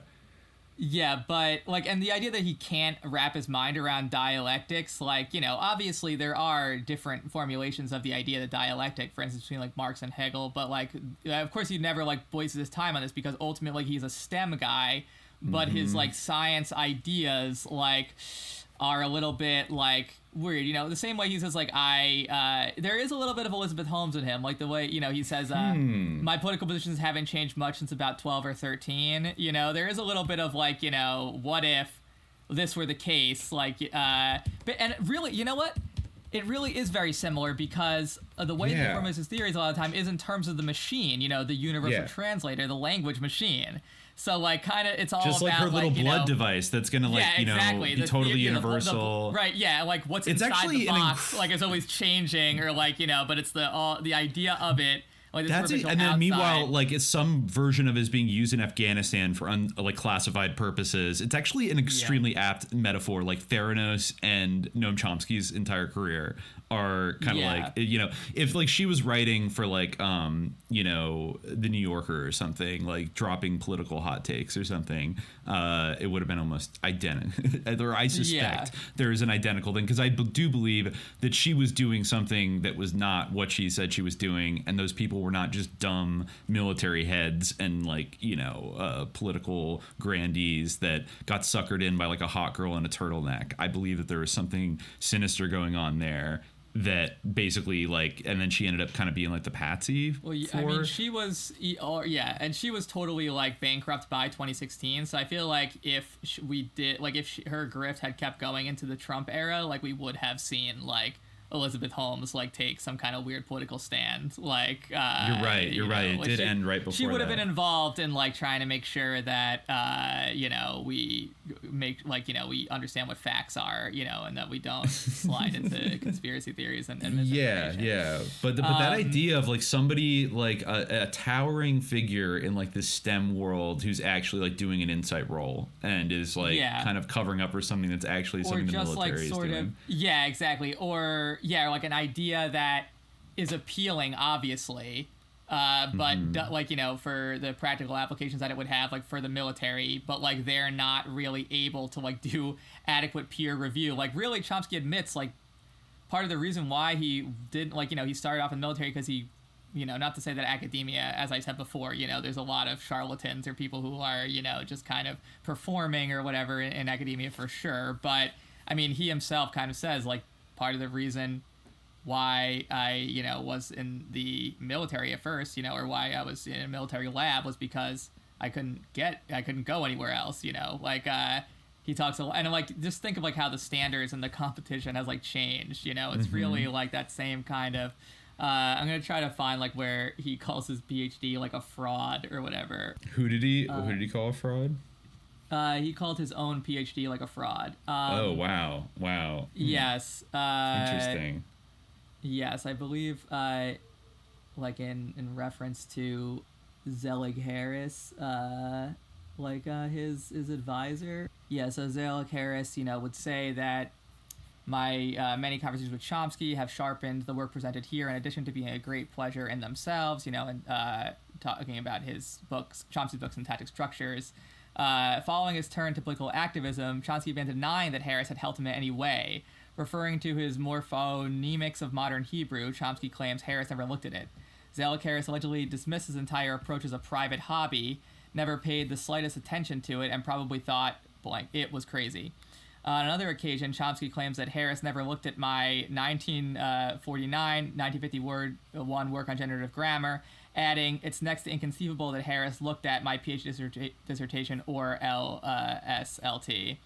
What Knight had to say about that was that these remarks, comments one historian of the period, speak to Chomsky's narrative of isolation, pursuing a course so radical and difficult that it was incomprehensible to and incapable of sustaining any interest from any and all linguists, even his own supervisor. Such allegations, continues this historian, are outrageous. If true, they suggest stunning professional negligence. If false, it suggests libel. Chomsky claimed that his supervisor and acknowledged mentor never looked at his BA thesis, his MA thesis, or his PhD dissertation, all of which Harris would have had to sign off that he had read and approved, or at, LSLT, which we had talked about before, the huge draft of dissertation, which was in modest but noteworthy circulation. Yale and Harvard had library copies, for instance, and which very prominently included Harris's innovation, the transformation.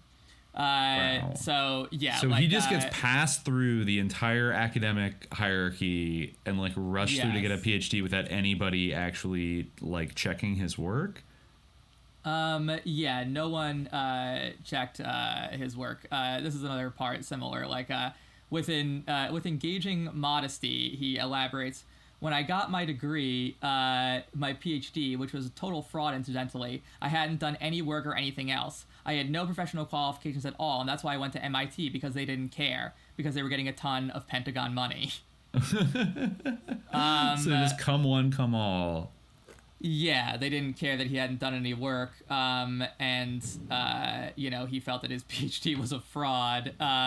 So yeah. Well, that doesn't seem to be like an incorrect way of looking at it. Well, either he completely slandered his advisor just to portray himself as being too smart to be understood, or his advisor didn't read it, which would not be inconceivable at all. I remember someone told me a story about back in that era where someone literally didn't know that their advisor was dead.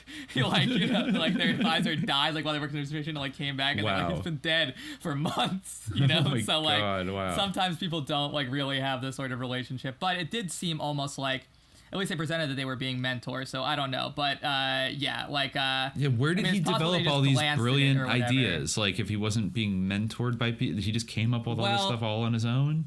The idea isn't really that is the idea brilliant, or is it just kind of what if there was a machine that could do any blood test instantly? A hot idea, the idea is basically that there is it's an idea as old as time, literally when Allah inscribed Muhammad's name on the celestial throne, that was a version of the I language. But actually Panini's grammar, the idea of language as being or really John Dee, the idea of Enochian, what if there was one language that the mother tongue that everything flowed out of? More the Adamic language that Adam gave all the names to things with, not only the proto language, the Ur language that all other languages evolved from. That's one kind of wacky theory, but for Chomsky it's even more intense, because his theory is that there's a primordial language encoded in all of us that we all are born knowing, and then we that's the idea, the I language. That's what the scientific study of linguistics is concerned with. This is some of the stuff that he said over the years. He's shifted and changed, but Knight points out some of these really interesting things that he's said as part of this theory. First, he said that a child acquires its native tongue by discarding one language after another from the vast repertoire of tongues installed in its head from birth. Chomsky said, it's pretty clear that a child approaches the problem of language acquisition by having all possible languages in its head, but doesn't know which language it's being exposed to. And as data comes along, that class of possible languages reduces. So certain data comes along and the mind automatically says, okay, it's not that language, it's some other language.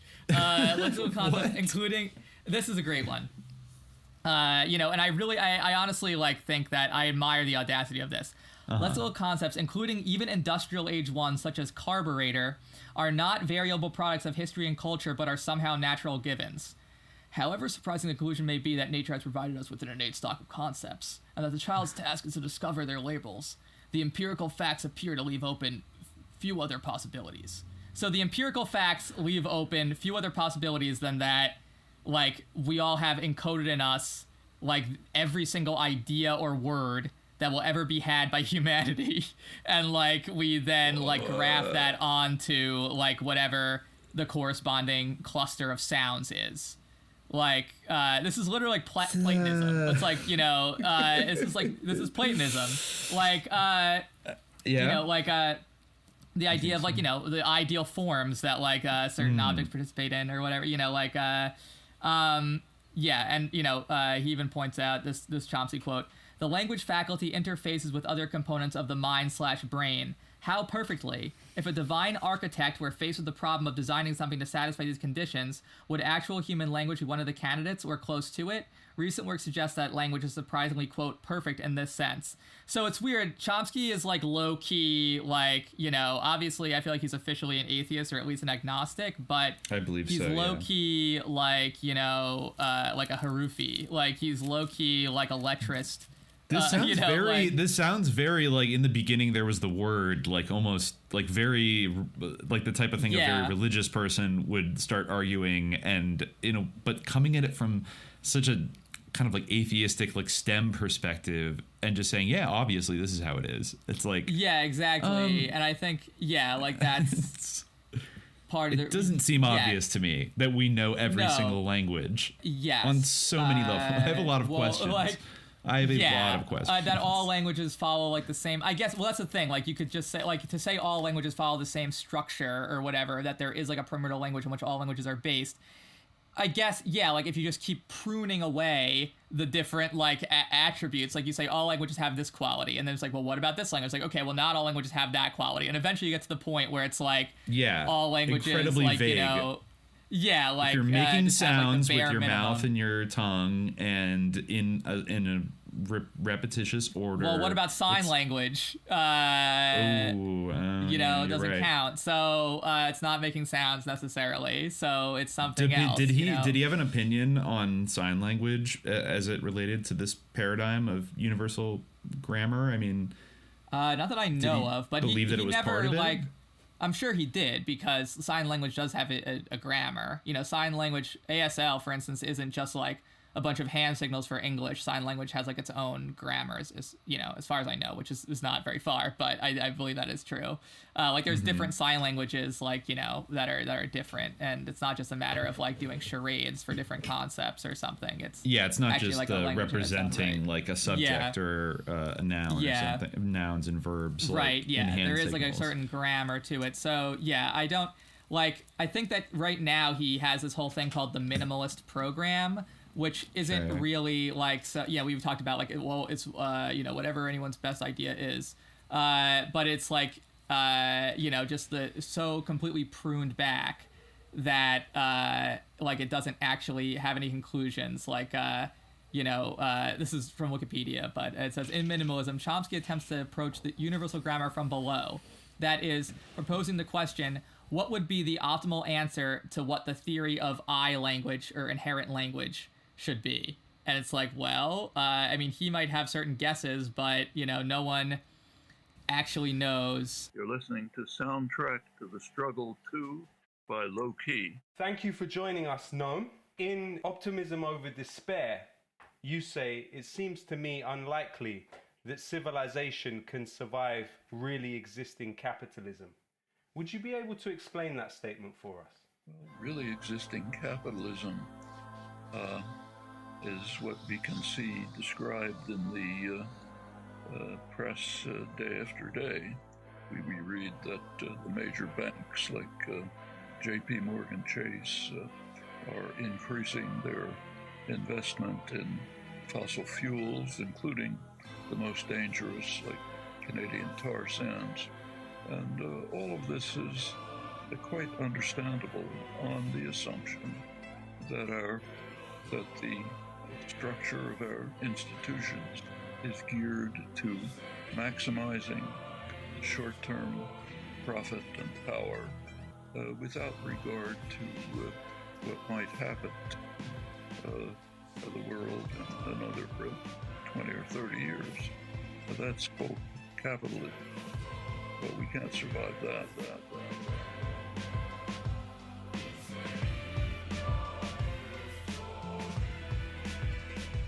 I did find this interview that he gave with two Italian scholars, I think, about the minimalist program.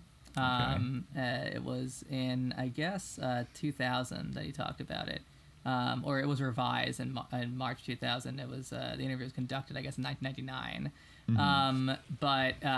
This talks about some of the ideas of minimalism, and I think he says some interesting things here. So the interviewers ask, at some point, some intuitions emerge from much work within the principles and parameters approach that economy considerations could have a larger role than previously assumed, and this ultimately gave rise to the minimalist program. What stimulated the emergence of minimalist intuitions? Was this related to the systematic success within the principles and parameters approach, and also before, of the research strategy consisting in eliminating redundancies, making the principles progressively more abstract in general, searching for symmetries, for instance in the theoretically driven typology of null elements, etc.? So he is, like, they're talking about how, like, he's always trying to make the I language, or the inherent sort of language, more and more abstract, or at least his kind of, his approach to language is all about the elimination of redundancy. So he talks about this. Actually, all of these factors were relevant in the emergence of the principles and parameters approach, which was the one before minimalism, I guess. Note that it is not really a theory, it's an approach, a framework that articulated the search for redundancies that should be eliminated and provided a sort of new platform from which to proceed with much greater success, in fact. There had already been efforts, of course, to reduce the complexity, eliminate redundancies, and so on. This goes back very far. It's a methodological commitment with which anyone tries to do, and it accelerated with the principles and parameters framework. However, there was also something different shortly after the system began to crystallize by the early 80s. Even before the real explosion of descriptive and explanatory work, it began to become clear that it might be possible to ask new questions that hadn't been asked before. Not just a straightforward methodological question, can we make our theories better? Can we eliminate redundancies? Can we show that the principles are more general than we thought? Develop more explanatory theories? But also, is it possible that the system of language itself has a kind of optimal design? So, is language perfect? Back in the early 80s, that was the way I started every course. Let's ask, could language be perfect? And then I went on for the rest of the semester trying to address the question, but it never worked. The system always became very complicated.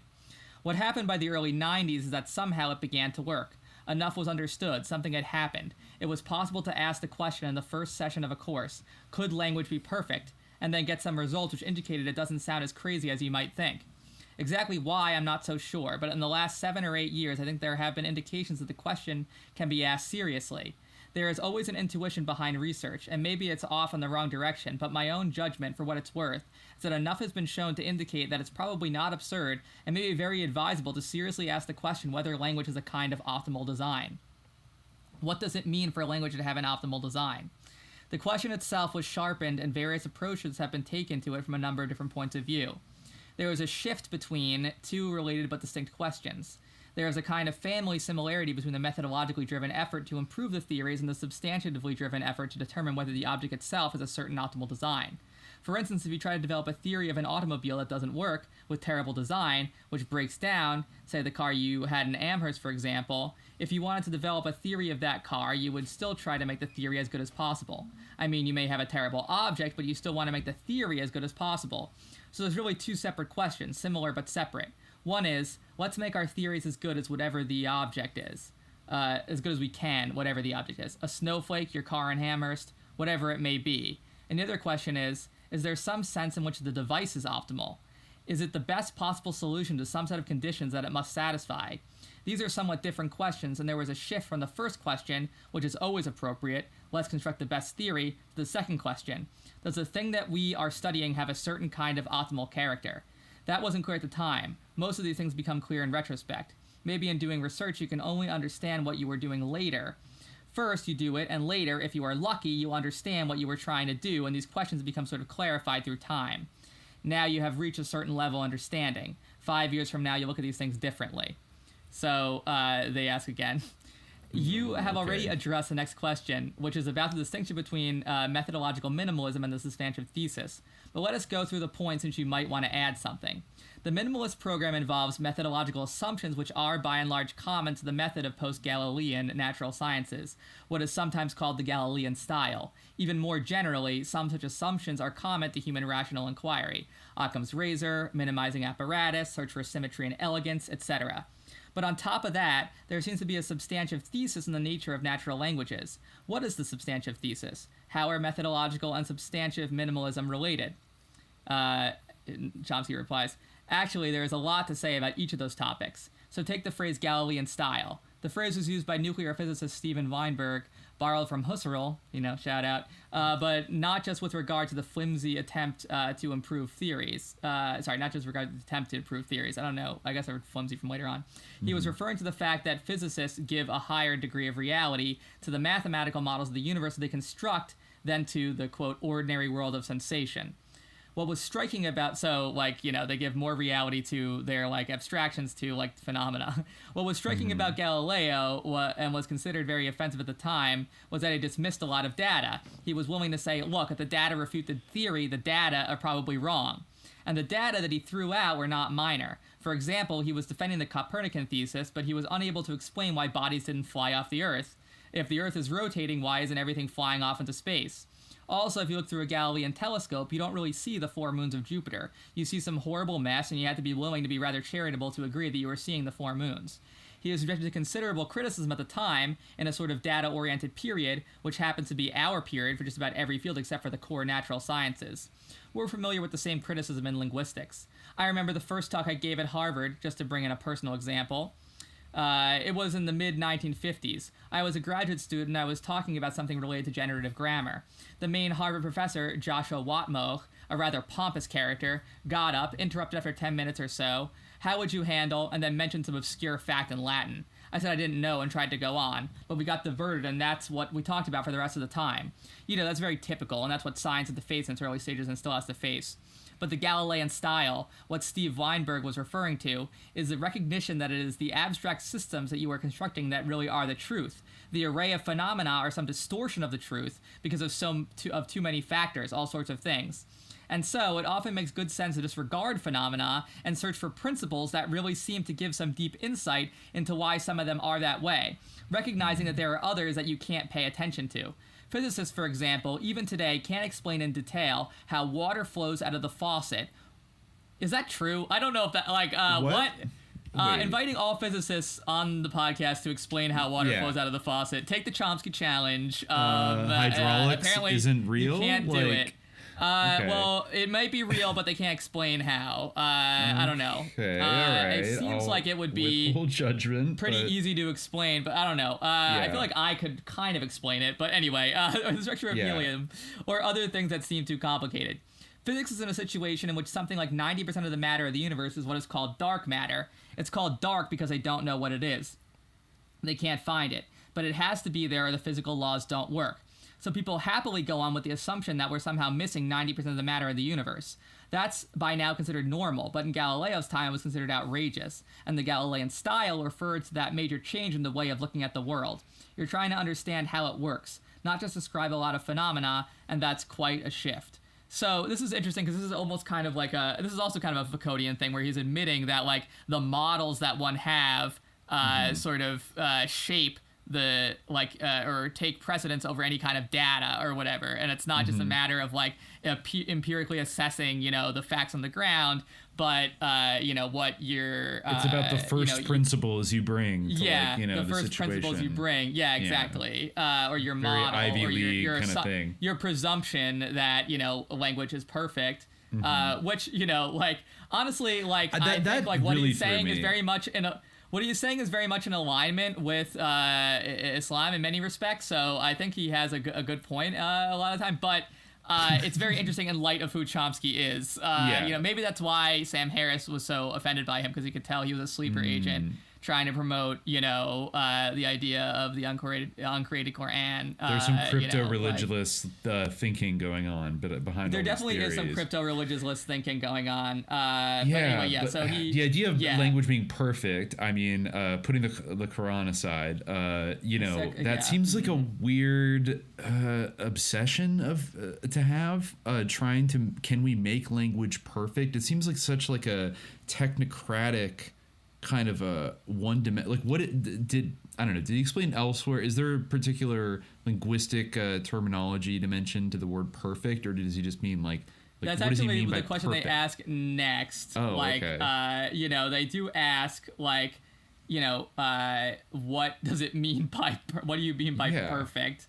I guess I could. There's one interesting part in what he says in the earlier response, which I think is interesting, kind of related to what we're saying. And this I think actually kind of relates to the question of perfect. It's about well designed for use, kind of is what optimized. He's talking about. So he says fully optimized. Okay. Right. Yeah. I'm not a computer, Chomsky. Noam. I'm not a fucking computer. Sorry. Anyways. I feel like he's saying we're just computers that need to be optimized. I don't like it. We're just what? Okay. Yeah. So a separate question is: given some organism or entity, anything you're trying to study, the solar system, a bee, whatever it may be, how good a theory can I construct for it?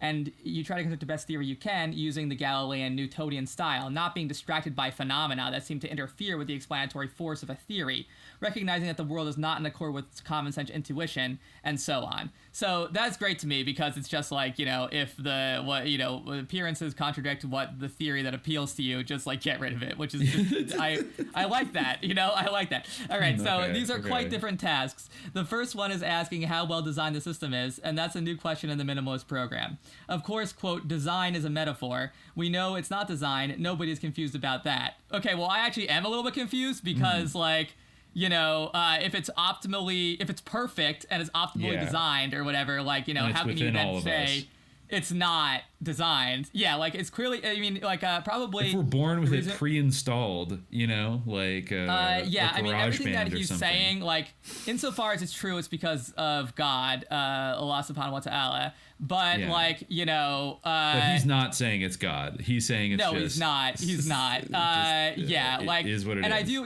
I think that a lot of the time, science does work this way. Many other things work this way. Philosophy, sometimes, can work this way. Like, theology certainly can work this way. I think that more often than not, it is a matter of, like, making the facts conform to the hunch that you have, what you think, or like you get a hunch, the model. and p-hacking on a whole. Oh, that's level. right. Yeah. Right. A whole other level of p-hacking, but they do ask him what perfection is. So he says, let's distinguish two questions. One, what do we mean by optimality? Few rules is better than more rules. Less memory used in computation is better than more memory used. Yeah, so he's all about Tawheed. He wants to unify. Anyway, there are some not precise general ideas about what optimality is. The second question is, what conditions is the system supposed to meet? I think that what you're raising has to do with the question, and you're absolutely right. There can be various points of view. If you take a standard functionalist point of view, you would ask, is the system designed for its use? So is it going to be well designed for the uses to which people put it? And the answer there is apparently not. So the system does not seem to be all that well designed for use for the kind of reasons you mentioned. Ambiguities, garden paths, lots of expressions that are unintelligible, expressions that are perfectly intelligible, not well formed. In some sense, the system is not well designed for use, at least not perfectly designed for use, but it has to be designed well enough to get by. That's all that we discover. It's designed well enough to get by. That raises the question. Can we find other conditions such that language is well-designed, optimal for those conditions? So it's like, well, it's not perfect by a functionalist standard of perfection, because it's not best designed thing for use, because there's all sorts of confusion and ambiguities in language. Of course. So let's apply a different standard to try to find out how language is perfect. So that's out. Like, so that standard doesn't. So, but is there another way that language might be perfect? So this is like such like so Theranosy. Like you.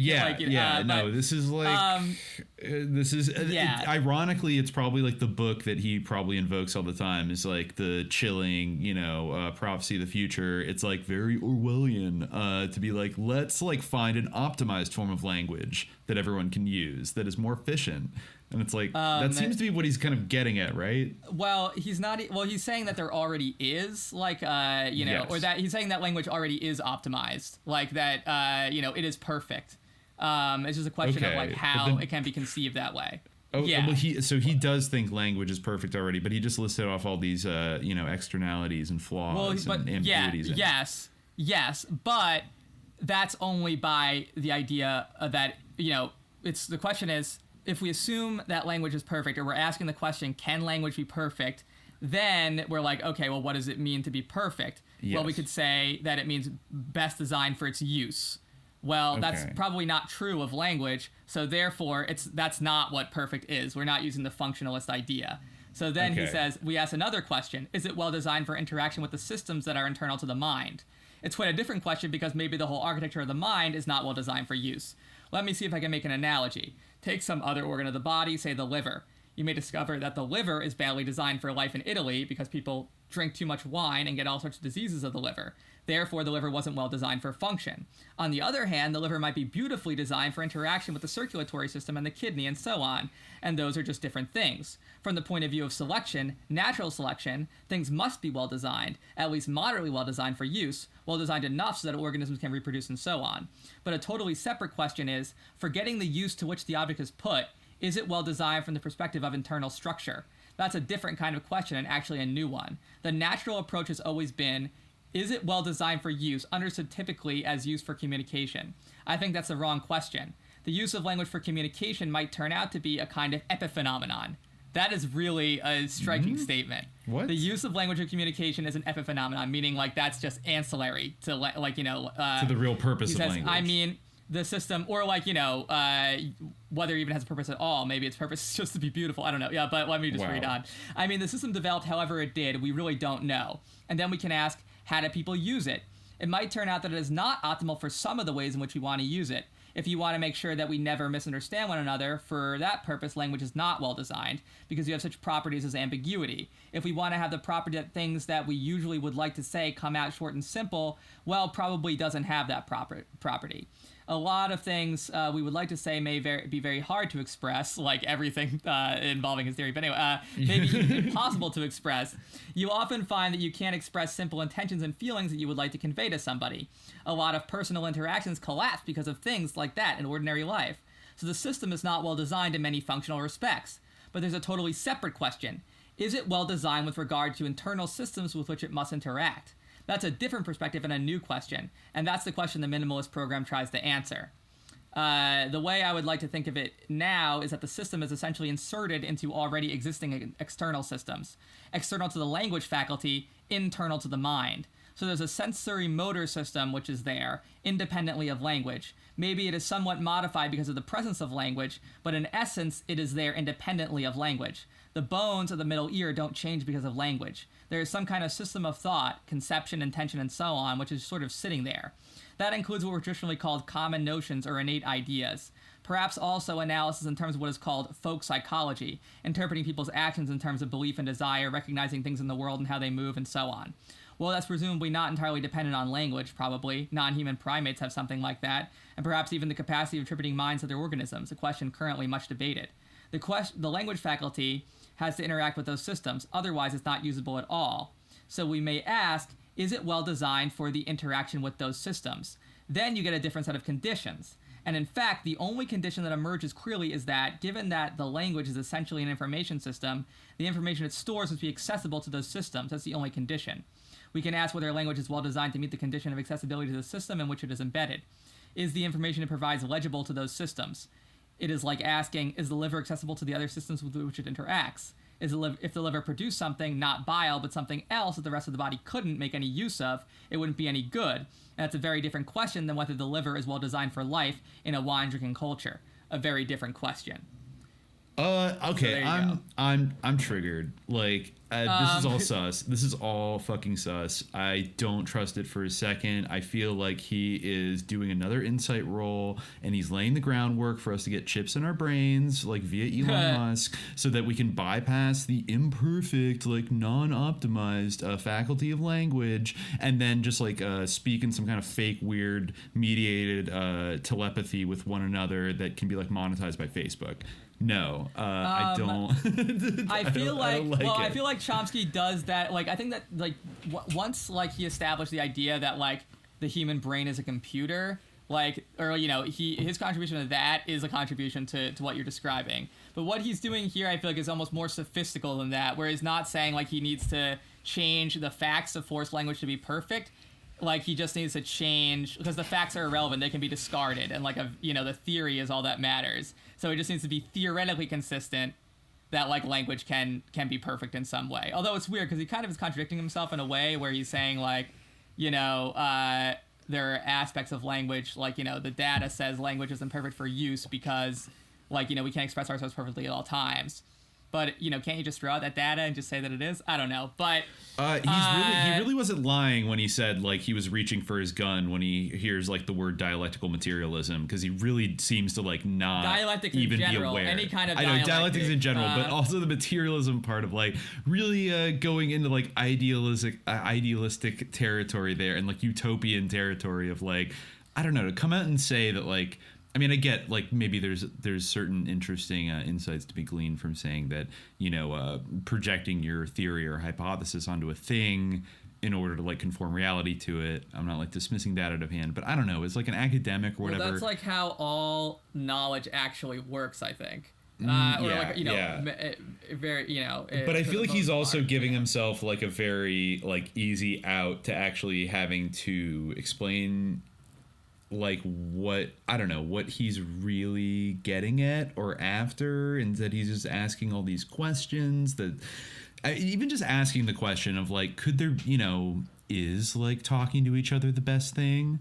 I feel like it's opening the door to creepy possibilities of, like, the technological society swooping in, like Silicon Valley swooping in and offering like a pseudo I could replacement definitely for that. see how like these theories could be like instrumentalized in like that type of way, or like how like they could inspire like the thinking that it encourages basically like, you know, the other approach to language is like kind of like an ethnographic or anthropological approach, you know, both which has like, you know, their own attendant problems, like, you know, disciplines of anthropology and ethnography are like super fraught and definitely problematic in many ways. Yeah. But like they like, you know, they're basically those are the debased social sciences that Chomsky would say like, you know, that's all nonsense, like social sciences aren't real sciences.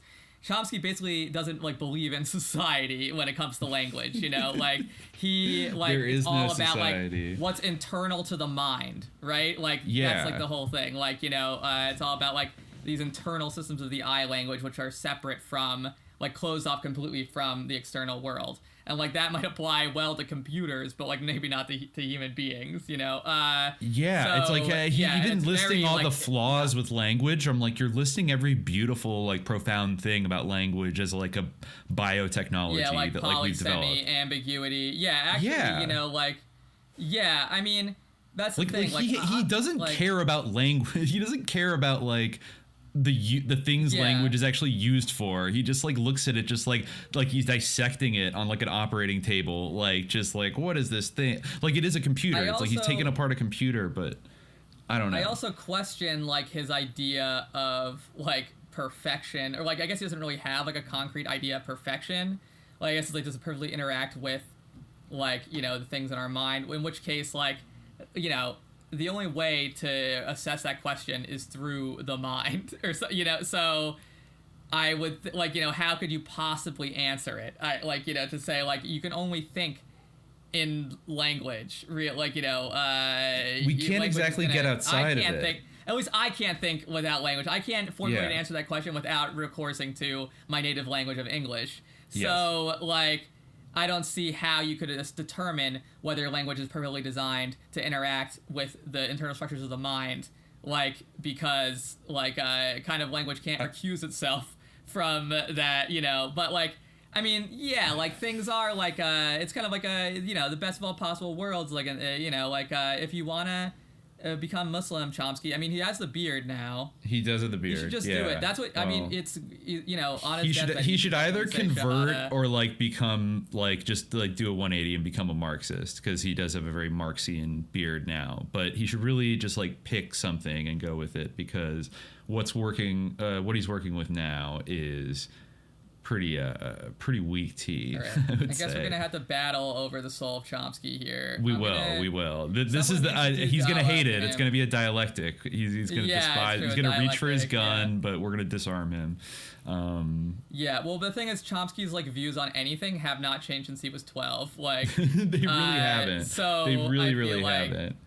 And actually, you know, I noticed just as an aside, like I watched him on a few. I think he was on like the Crystal Ball and like Kyle Kulinski podcast. He was on the Jacobin like podcast, and he was on a couple other ones as well, just in the last couple months. And I caught him kind of like, it's almost like he was reading from a script. I'm sure it's something that he's memorized and like it's in his head, not like, you know, somebody gave it to him. But he basically, they would all come on, they would like kiss his ring and tell him how obsessed they were with him when they were teenagers, and what a great honor, Saint Chomsky, please like shower your wisdom upon us.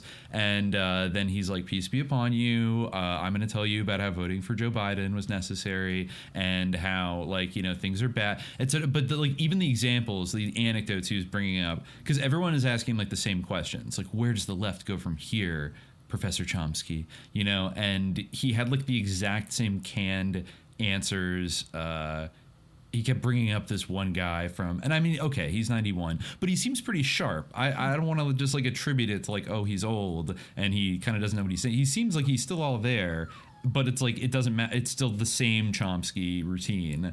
And now it's like for every period, he kind of decides what like his talking points are going to be. And then he just repeats them to like reverent hosts on alternative media outlets who just like sit there and like stroke their chin and go, so profound. And it's like very like, you know, it's like on autopilot, and it's just, but like, you know, it's still people still pay attention to it.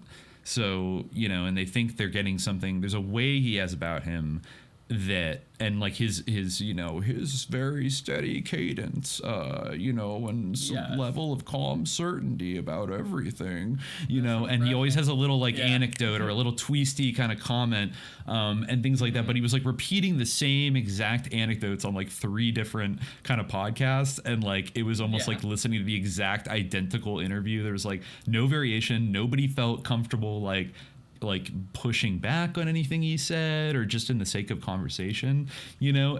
There's like, because I think everybody knows now that he gets so nasty and kind of and then he'll stop interacting with you. Like, he won't go on your show, he won't answer your emails, you know, he'll tell everybody you're an asshole. Like, you know, he basically he won't debate in like a public format, basically.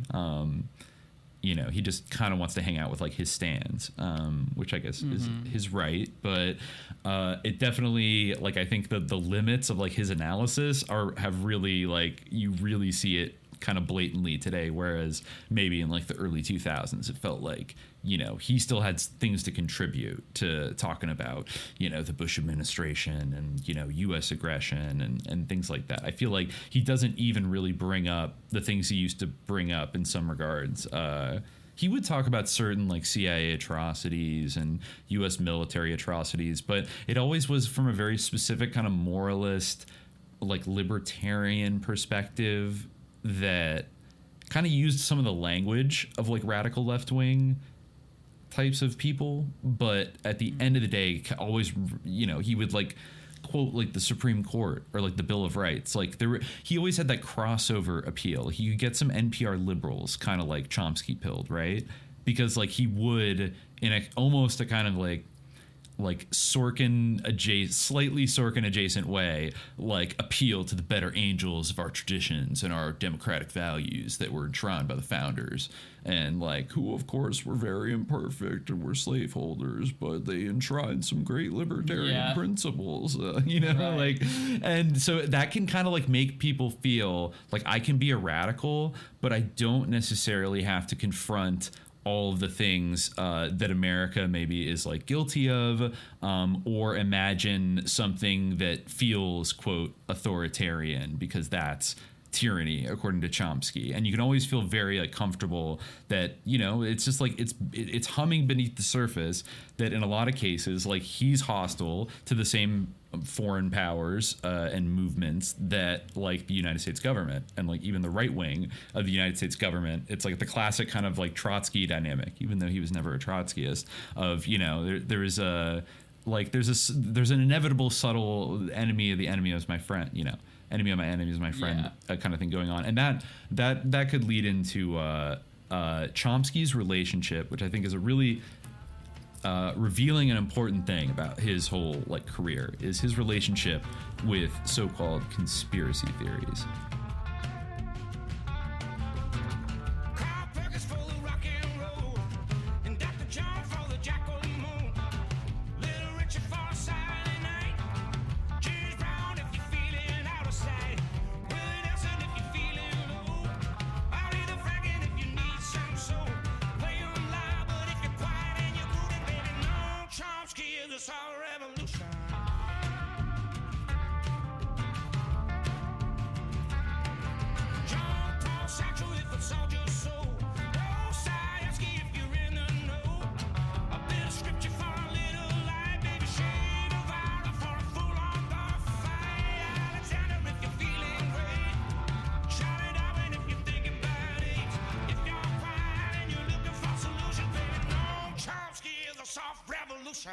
Coronavirus is serious enough, but it's worth recalling that there's a much greater horror approaching.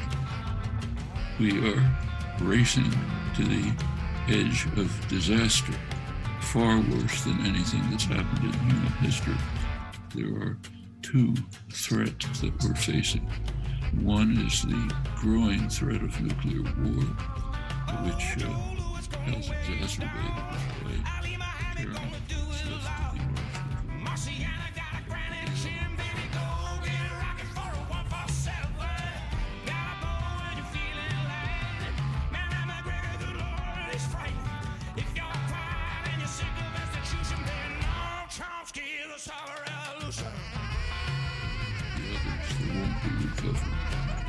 fetch. If we don't deal with them, we're done. And so the childhood memories are coming back to haunt me, but different dimension. Now Chomsky is the cyber revolution. On the topic of Noam Chomsky and conspiracy theories, the Noam Chomsky and the Compatible Left essay goes kind of deeper into this and places Chomsky in the kind of radical left context, and interesting things emerge from that. So Lorenzo writes that he talks about how Oglesby's The Yankee and Cowboy War, the subtitle to it is Conspiracies from Dallas and Beyond. The book is a thoroughly researched and compellingly argued analysis of America's two main ruling class power blocks, what he terms the Yankees of the Eastern establishment and the newer, more petty bourgeois cowboys of the South and Sunbelt economies. Like hundreds of other researchers, Oglesby believed that a coalition of reactionary interests orchestrated a coup in Dealey Plaza, and he posits numerous major events in then recent history as battles in this war between the ruling blocs. At that point in time, there was no overwhelming stigma associated with what is today termed conspiracy theorism, because there was so much evidence of covert action. Author Peter Dare Scott uses the term deep politics or parapolitics to describe the political forces that act under the surface of the everyday public political procedures. Oglesby elaborates, quote, "We see the expressions and symptoms of clandestine America in a dozen places now. The FBI's COINTELPRO scheme, the CIA's Operation Chaos, the Pentagon's Operation Garden Plot, the large-scale and generally successful attempts to destroy legitimate and essential dissent in which all the intelligence agencies participated, a campaign whose full scope and fury are still not revealed. We see it in the ruthlessness and indifference to the world as well as national opinion with which the CIA contracted its skills at the ITT to destroy democracy's last little chance in Chile. We see it as well, as this book argues, in the crime and cover-up of Dealey Plaza, the crime and cover-up of Watergate. Clandestinism is not the usage of a handful of rogues. It is a formalized practice of an entire class in which 1,000 hands spontaneously join. Conspiracy is the normal continuation of normal politics by normal means." In 1991, there was a surge of interest in the JFK assassination due to Oliver Stone's film JFK. A couple of years later, Chomsky responded with the strange statement that, quote, "The left has just been torn to shreds because they see CIA conspiracies, secret governments behind the Kennedy assassination. This kind of stuff has just wiped out a large part of the left." As is the case when he's counseling compliance, Chomsky provides no evidence to support this claim. The idea that theories not accepted by the mainstream media should be ignored is a recurrent theme with America's greatest dissident. But during the 1960s and 70s, plenty of radicals and left liberals engaged in good research and analysis of covert action and weren't afraid to propose conclusions based on the evidence. He mentions Dalton Trumbo's film Executive Action from 1973, which describes a plot to basically kill JFK.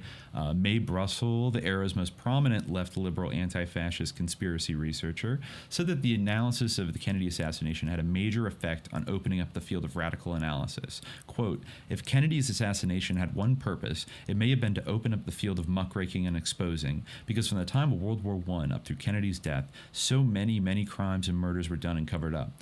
But this might have been the straw that broke the camel's back." Alternative theories about the Kennedy assassination were so common the CIA invented the conspiracy theory slur in 1967 in document number 1035-960, which proposed using friendly elite contacts and propaganda assets, their words, in the media to promote the idea that, quote, "charges of the critics are without serious foundation and that further speculative discussion only plays into the hands of the opposition. Point out also that parts of the conspiracy talk appear to be deliberately generated by communist propagandists. Urge them to use their influence to discourage unfounded and irresponsible speculation." He notes it's all very similar language to that used by Cass Sunstein in his 2008 article on combating conspiracy theories. I guess Noam Chomsky basically he just goes through like Dick Gregory, Red Stockings, the Berkeley Barb, Paul Krasner's The Realist, Mae Brussel, Phil Agee's Covert Action Information Bulletin. All of these places basically investigated and talked about the JFK assassination. And Chomsky even wrote for Covert Action Information Bulletin, I think, in the 1990s. But Noam Chomsky does not explain why, if conspiracy theories had such a deleterious effect on the left, the CIA went to such great lengths to stigmatize them. Despite the fact that he's beaten the conspiracy theory drums for decades, Chomsky occasionally shows that he really does understand that conspiracies are an essential part of ruling class praxis. He did so in 2017 when he blamed Donald Trump for masterminding false flag terrorist attacks that hadn't even happened. And he notes, if it's counterproductive to theorize about real events, surely it's infinitely more foolish to peddle conspiracy theories about imaginary things, as Chomsky did here. Many more ideas that Chomsky would help turn into common knowledge would have looked and sounded very strange to those engaged in the liberation struggles of that era. And yeah, it basically just keeps going on. And so there's another thing I found with a few quotes of like, what did Chomsky actually say about the JFK assassination? And I think this is really fascinating because this is where he's been pretty consistent with this throughout his career. I'll just read this here from 22 November 1963.org.uk. Noam Chomsky is famously unconcerned about the JFK assassination and is often accused of failing to recognize the importance of the event. A JFK assassination researcher, Raymond Marcus, attempted in 1969 to get a number of well-known activist academics, including Chomsky and Howard Zinn, interested in the assassination, and he writes in his book, "I had assembled a portfolio of evidence, primarily photographic, that I could present briefly but adequately in 30 to 60 minutes. I first met with Noam Chomsky. Soon after our discussions began, he asked his secretary to cancel his remaining appointments for the day. The scheduled 1-hour meeting stretched to 3 to 4 hours. Chomsky showed great interest in the material. We mutually agreed to a follow-up session later in the week. Chomsky indicated he was very interested, but would not decide before giving the matter much careful consideration. It was clear that what Chomsky won't be able to decide until he returned from England was not the question of whether or not there was a conspiracy. That he had given every indication of having already decided in the affirmative, but whether or not he wished to participate actively, even to assume a leading role in the movement to reopen the case." So it says, although Chomsky appears to be aware the assassination was the result of a conspiracy, he considers it not to be a significant political event. His opinion of the JFK assassination follows from his conclusion that there was no substantial change in policy between the Kennedy and Johnson administrations. And I guess Chomsky wrote this in Vain Hopes, False Dreams in Z Magazine, 1992. I mean, even if that were true, it would still be a significant political event, right? Well, exactly. Yeah, yeah. But this is what he wrote in 1992 about it. He said the core issue in the current Kennedy revival is the claim that JFK intended to withdraw from Vietnam, a fact suppressed by the media, and was assassinated for that reason. It is prominently charged. Some allege further that Kennedy was intent on destroying the CIA, dismantling the military-industrial complex, ending the Cold War, and opening an era of development and freedom for Latin America, among other forms of class treachery that led to his downfall. There is a shared belief across the spectrum that history changed course dramatically when Kennedy was assassinated in November '63, an event that casts a grim shadow over all that followed. And I guess the article goes on to providing evidence to support his interpretation, a topic he covered in his book Rethinking Camelot, JFK, then the Vietnam War, and U.S. political culture. Basically the main area is that he finds no evidence of the significant political changes which surely would have happened had the assassination been the result of a high-level conspiracy. Because the assassination was not the result of a high-level conspiracy, it is not of any real importance. I think it looks like Michael Parenti got in a fight with Noam Chomsky on a message board like 20 years ago. Message board. All right. Well, yeah. I mean, he wrote the JFK assassination defending the gangster state. I guess Chomsky was asked about. Oh, I'm sorry. Maybe they didn't fight, but Chomsky was asked about Parenti's book in an online discussion, and he wrote this. Oh God, it's long, so I won't do the voice fully. But I know very little.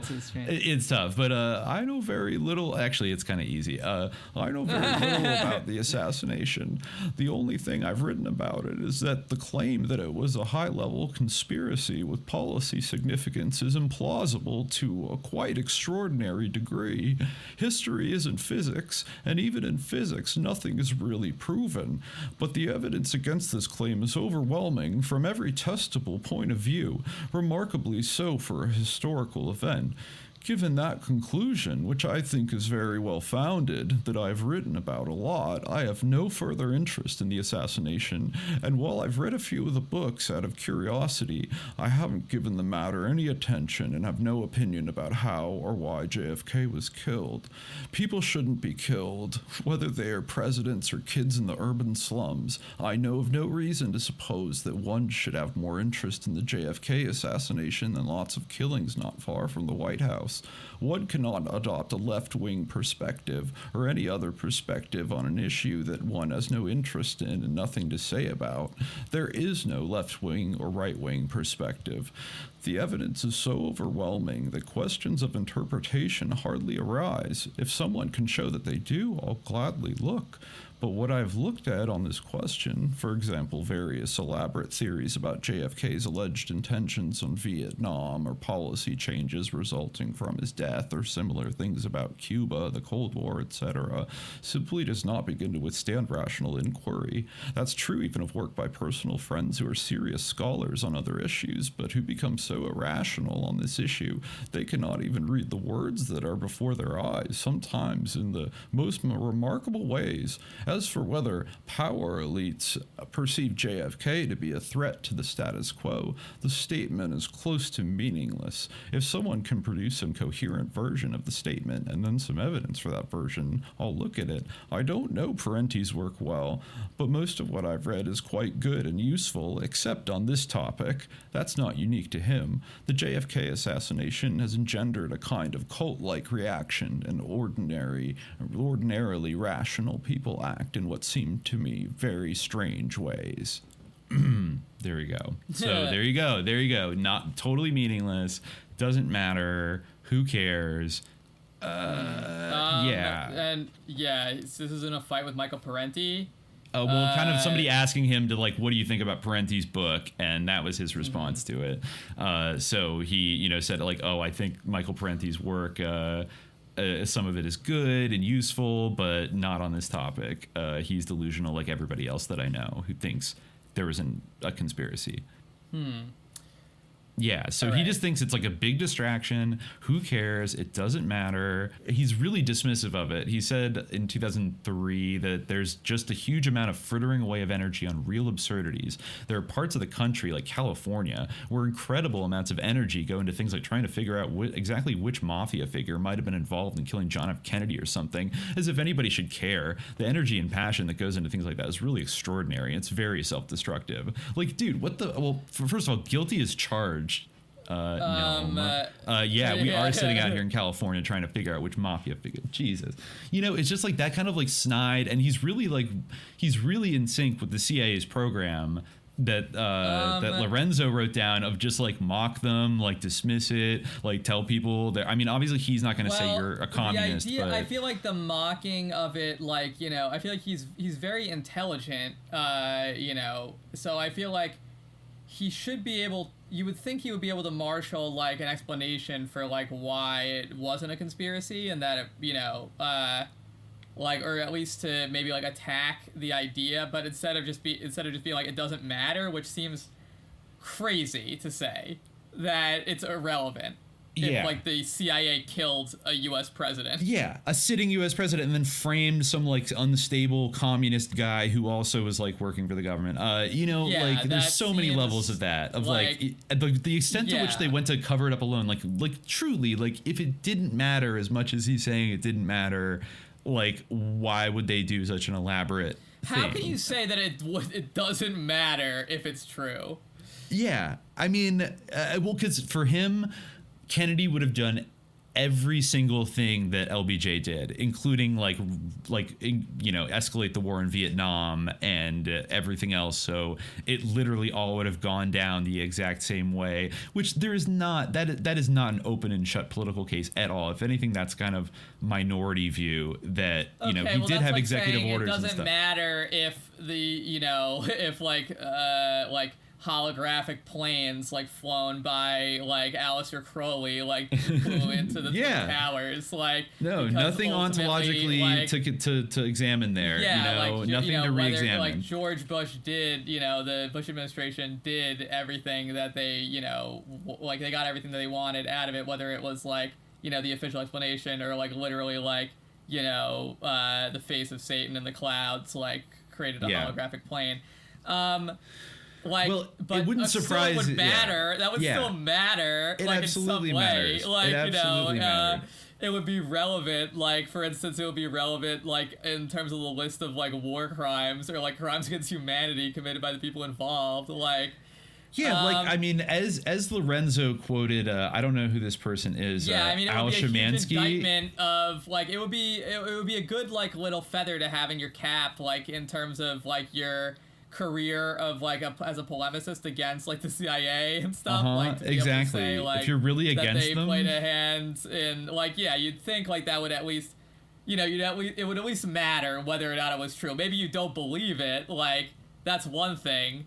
And in which case, I would expect you to be able to come up with some kind of argument why not. But or at least to say something it's not provable, but for some other reason, these theories, there's no reason to assume that it was so. There's a more modulated way you could make this argument, but he goes hard against it. And just the idea he goes hard on the idea that it's irrelevant, which is really. He's trying to avoid taking sides, throughout his entire life when he tried to avoid taking sides with the military-industrial complex and being a radical anarchist.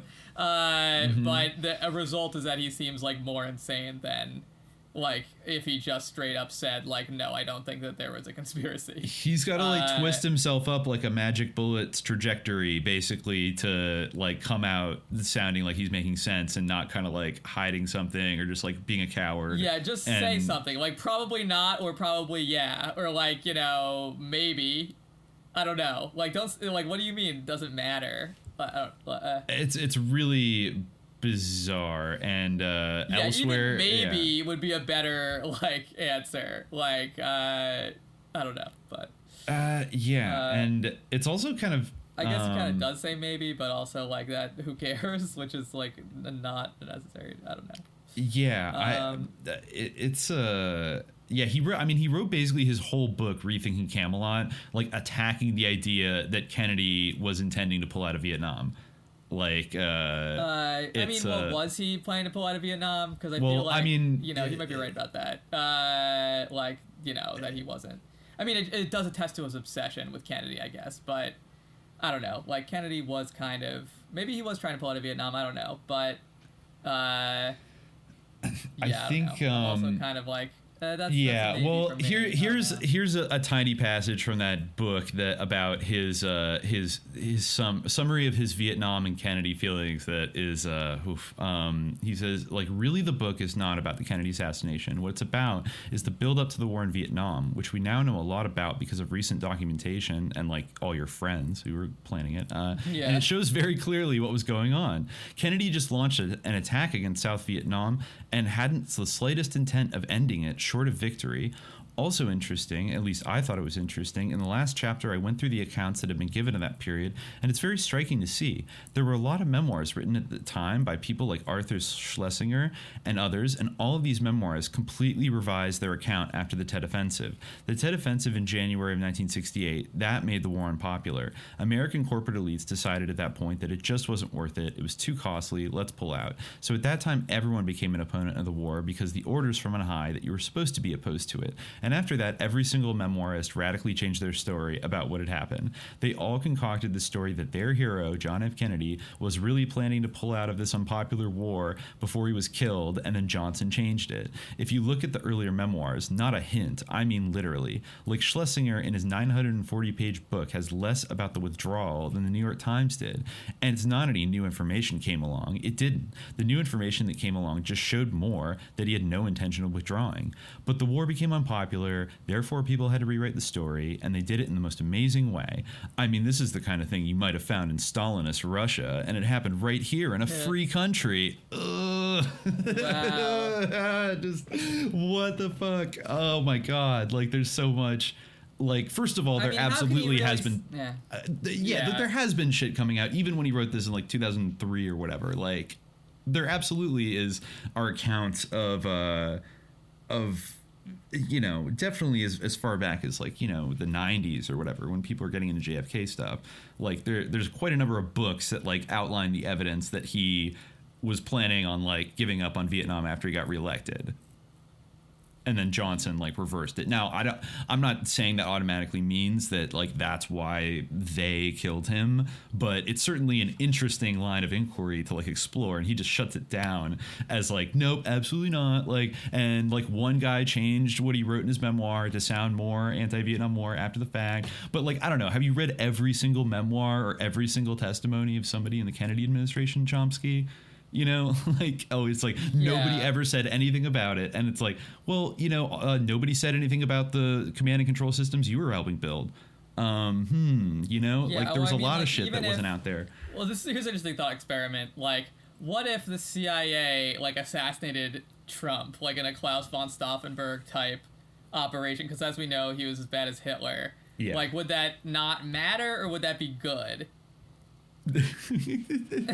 Well, I mean, he seemed to think that Trump was ordering false flag. Like, now he became a conspiracy theorist at like 89 years old when Trump came around, but only for Trump. The rest of the power structure, it doesn't work that way, which really is such like a subtle endorsement of like the power structure, that Trump is just so much worse. Like, he's going to do everything that I've been saying for 40 years that like the real capitalist ruling class doesn't do. But like all of it is like Trump, but he's an outsider. He's not of the system. So this is just like an alien, a xenomorph that got on our ship that we have to expel. And maybe somebody should do something. I don't know if, you know, Chomsky ever went so far as to like, to say, like, obviously, I mean, I don't know if like it was, you know, yeah, I don't know if it was like he like was planning on pulling out of Vietnam. I feel like, you know, I don't know what it was. Might have been like Bay of Pigs related, like some like mismanagement, like a feeling that, you know, he couldn't be like relied upon like in the way that, or maybe it was like a liability. But like, you know, I mean, or maybe it was that he was concerned about re-election or something. But either way, it's like very wacky to say that there's no difference between Kennedy and Johnson. Like, but there's like a immense gulf between like, you know, Trump and Biden. So, you know, like it, like, I mean, yeah, like I feel like there's definitely a difference between all four of those people, but like to say that like one is so huge and the other one is like literally non-existent.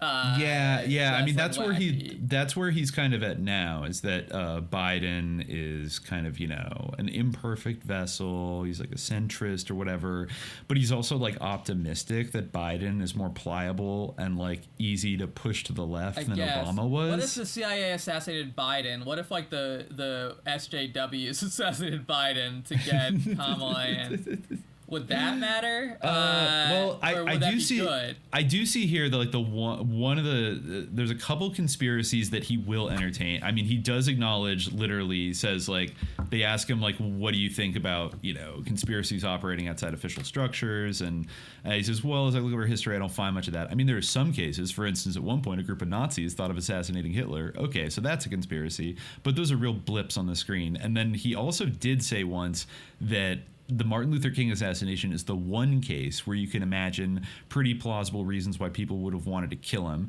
And I would not be in the least bit surprised if there was, in fact, a real conspiracy behind that one, probably a high-level conspiracy. I mean, the mechanisms were there. Maybe they would have hired somebody from the mafia or something to do it. But that conspiracy theory is perfectly plausible, I think. And interestingly, I'm not aware there's been very much inquiry into it, or if there has been, I haven't heard about it. But in the case of the one everyone's excited about, Kennedy, I mean, nobody's even come up with a plausible reason. So that's kind of interesting, because I would have expected him kind of to like, or maybe go the route of like, oh, it must have just been like a racist maniac who did it, you know, something like that. But I mean, you cannot poke enough holes in the MLK assassination official narrative. Like that one, maybe that's where he had to kind of like give an inch a little bit. I don't know if he's ever said anything about Robert Kennedy's assassination, which also is completely full of holes and all that stuff. Is like really, like, yeah, that's definitely not an area that Chomsky would go. I mean, like lest we forget, go against his Rosicrucian masters if he, criticized the RFK official story. Yeah. Also, like, lest we forget, Chomsky was confronted a number of times and did have things to say about 9/11. And I even remember kind of like in my more youthful days during the Bush administration, kind of like he was somebody definitely that I think I shudder to think if maybe during the period I was like listening to Immortal Technique and watching Loose Change and like Zeitgeist or whatever, that and like maybe seeing some Alex Jones videos here and there, that then I would see like a lecture by Noam Chomsky where he dismisses the entire 9/11 truth movement and be like, oh man, Chomsky, he made a good point, like this stuff is wacky. And he would even go so far as to say that it basically, it's like he would always attack it as like a drain on the energy of the left. Like it was a dangerous thing to play with because it would take everybody down this like rabbit hole of that A, wasn't true, and B, was a distractor from the real villains and the real structural problems and blah blah blah, which like if it is bullshit, that could be true. But like the things that he decided to kind of take the biggest stance on, he fell right back into his I really don't have an opinion, what does that matter? I'm thinking in particular of this great video we found. It's such an outrageous claim. It's just like, anyway, sorry, I'm still not over it. Just like reeling from the idea that it doesn't matter. Like, anyway, whatever. Sorry, what were you gonna say? I was just bringing up his video. Noam Chomsky has no opinion on Building 7. You can find it on YouTube. He has no opinion on that either. What does he have to say, in particular, about his lack of an opinion? What about WTC 7? Yeah, anything. Yeah. He just goes off about, once again, he invokes the experts and he says, some people are writing things about, the anomalies of that building going down, but most of the experts you notice are not doing what they do when they, discover something scientific. It's absurd what he's saying. That like when they discover an enormous, scientific revelation, like that WTC 7 was like controlled demoed, that they haven't like run out and scheduled press conferences or something, or like written about it in journals. And just says, well, that's evidence to him that there wasn't nothing really important has been discovered. And so, he says, like, people who spend an hour on the internet and think they know a lot of physics, but it doesn't work like that. There's a reason. He's obsessed with physics. Despite like, not really being... He really wants to be a physicist. Like, I that's think what so. He wishes he was the physicist. I think he wishes he was like physics. An astrophysicist or something, but he's actually like a humanities professor doing an insight role. He was and thinks he is Galileo. He keeps saying like we should, what we should wait for is like, what if these experts do what they do when they've, he says there's only been 1 or 2 minor articles that appeared in an online journal which claim to found, some kind of traces of nanothermite in the building, but it's not in like a big academic journal. It's not being like publicized all over the place. So that just means that it doesn't mean anything. It's insignificant, not important, don't need to think about it. And basically, that's like his opinion on 9/11 and Building 7 is like the vaunted experts have not gone out on like TV and like announced like QAnon style that like Bush did 9/11 and like we have the proof, and like, you know, the Navy SEALs have already arrested Dick Cheney and like they're taking him to Guantanamo right now, you know, like it's like almost he's like saying it's like such a straw man, like basically, well, since that ridiculous like thing that would not happen in a realistic world, if it were true that there was nanothermite in World Trade Center 7 and they detonated it to like destroy all the records that like the FBI and like the Treasury Department had in there to like cover up like the Black Eagle Trust and like blah, blah, and Operation Hammer, any reason like that, if it, you know, if that was a thing that was discovered, sure, like we saw that you have certain people with engineering backgrounds like become kind of advocates of like they'd go on the 9/11 truth circuit, but like do you really think that a kind of mainstream person with like a good reputation and a good career, or like tenure or blah, blah, blah, or like a media, like is gonna just go out on TV and announce, like what fairy tale world do you think we live in, Chomsky? That's where I feel like his kind of anarcho-optimist like kind of thing is like, you know, like what a conspiracy is. It's just like not like the necessity to cover it up, and that's the thing that he never seems to mention. His ideas about MLK and say like, well, you know, how come no one ever called a press conferences that MLK was assassinated by a vast conspiracy possibly involving the mob?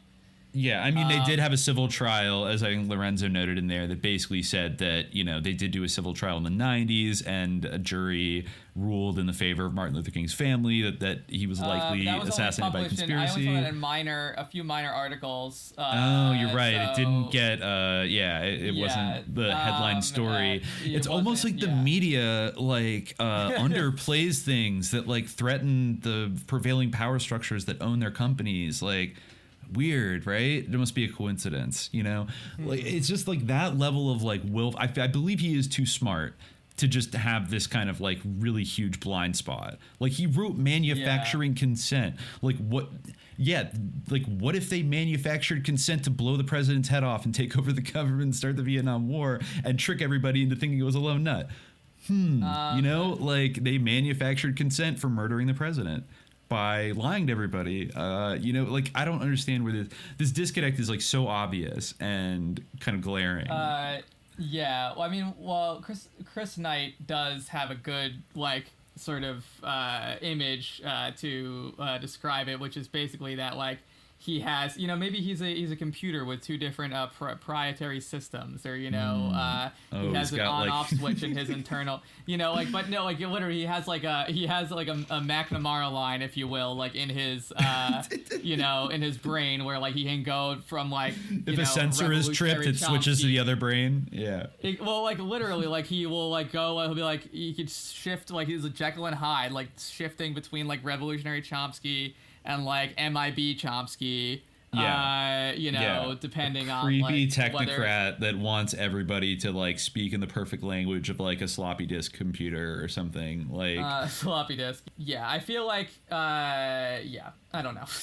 It doesn't matter. That was like literally like a malfunction that maybe he experimented upon himself and like is like a cyborg and like half this language processing center is like, you know, it's like weird. Yeah, he never seemed like, a very evil AI person, that like wants to massacre people.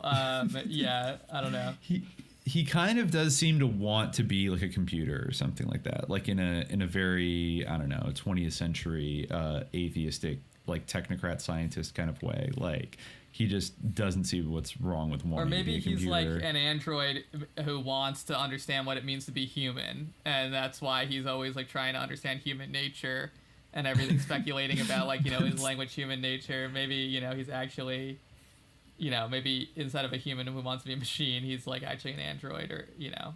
True, and yet his academic work has only been of value to computers. Yeah, exactly. It's like it has no Pinocchio story was trying to be. Yeah. He just wants to be a real boy. Although he obviously has aging technology like Bicentennial Man, so yeah, he must. He's is still Noam going. Chomsky married? Yeah, he was married for like decades, and then got divorced, and then married he got married again in like 2014. So when he was like in his 80s. Wow. Yeah, he got himself like a Hell Gazette, you know. Yeah. All right. Getting a younger wife. Interesting. You know, I mean, age gap discourse. Wasserman. I don't know.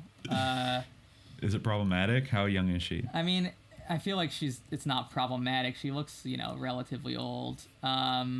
It's I don't probably, think it's probably okay in there's that an age regard. gap issue there. I think that it's safe. But yeah. Maybe we can start to wrap up. Is there any other kind of final thoughts of, Chomsky, where the influence he still exerts today Yeah, well, I've just been reading through some articles using Chomsky's theories to prove the inimitability of the Quran. I might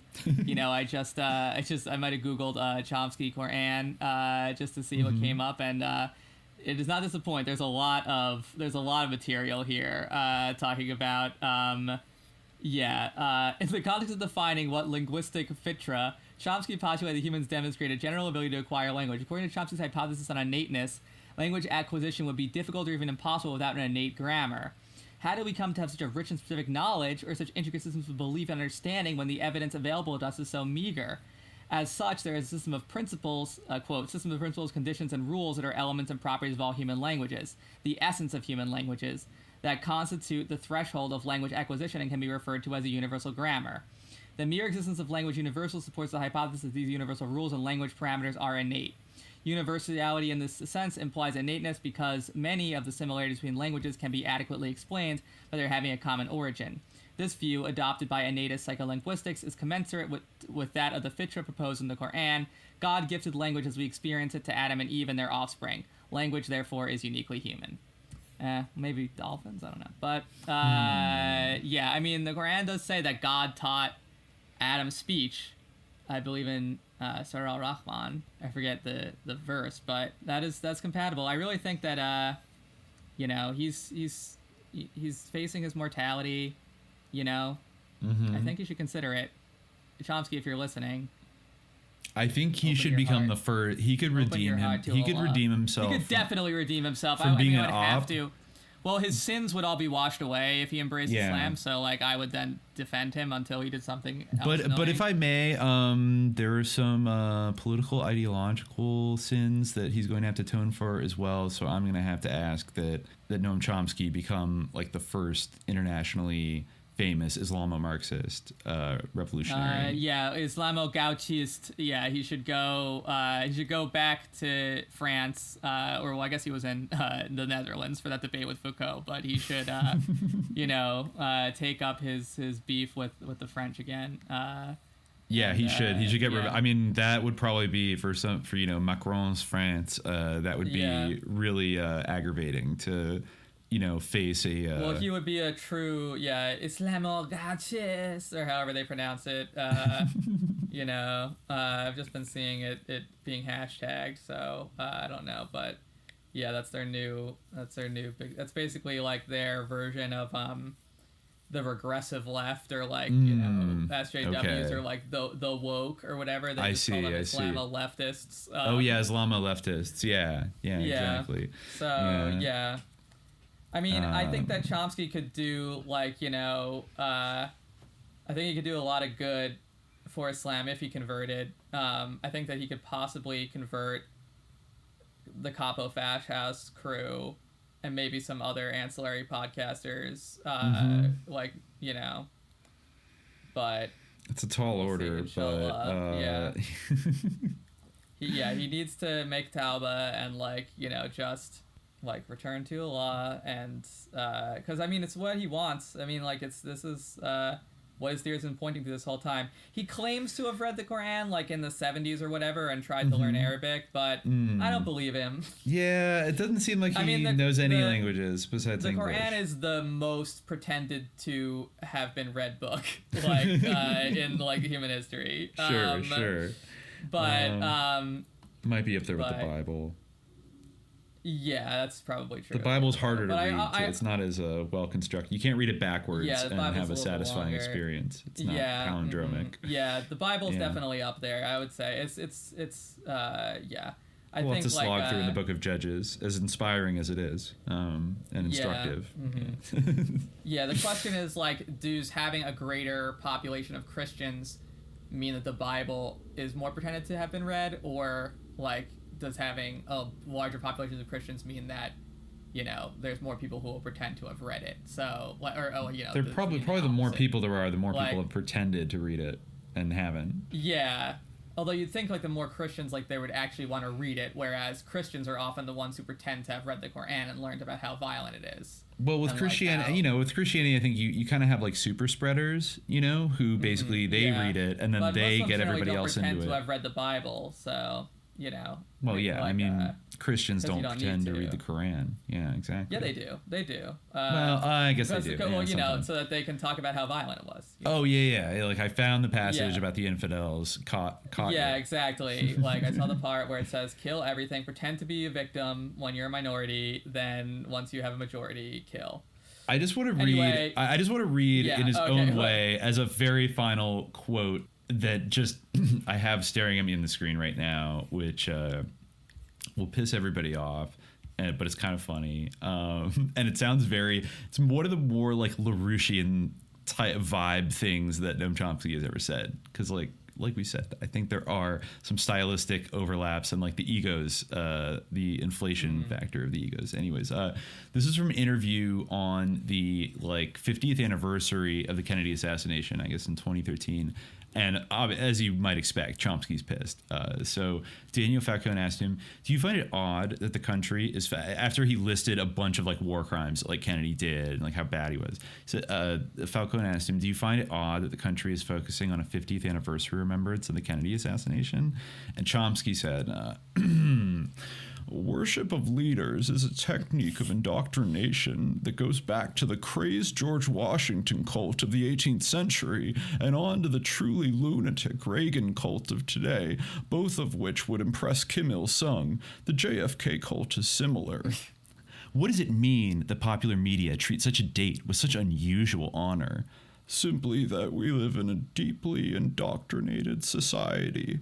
And I guess we can kind of leave it there that, you know, like the disgusting, crazed George Washington cult. I mean, not 100% wrong there. Yeah, well, for one, but like, still, like then comparing it to Kim Il-sung. That's not like where worship of leaders originates from. I guess maybe he means in the U.S. But But then, you know, of course, it would like impress Kim Il-sung doing that like classic, like, what are we? Soviet Russia? What are we? North Korea? Yeah, it's amazing and the how JFK often cult he does is similar. that. Yeah. It's just, for sure. But at the same time, like that's kind of showing a lot of Chomsky's. Putting a lot of his cards on the table, his counterfactual. That's the real conspiracy theory, is that JFK wasn't the worst like president ever, and he probably deserved to die. To, like, demean other countries or like other people's views or whatever, you know. Like the only thing that I guess he's unequivocally positive about is the PKK and their, you know, based. Their base anarchist vision and getting, I mean, much like Chomsky, getting critical support from the Pentagon. Yes. Critical support, encouragement, and basically getting that cosign. Yeah. It's that's well, I'm curious to see what his hot takes are gonna. I mean, I'm not that curious. They're all the same, but you know, maybe he'll get into another controversy, you know, railing against political correctness or something in this new era of Biden, this lesser of two evils era that he wanted to conjure into being, or he helped conjure into being. We did it. We averted like disaster. He we successfully the humanity. We defeated Hitler. We did it. We defeated Hitler. He manufactured the consent of enough disillusioned Bernie bros to get out to those polls, and we saved the world from Hitler too. We did it. Wow, we truly are the greatest generation, the second greatest generation. Because we voted just, for, you know, keep on just to paraphrase Chomsky, just keep doing activism.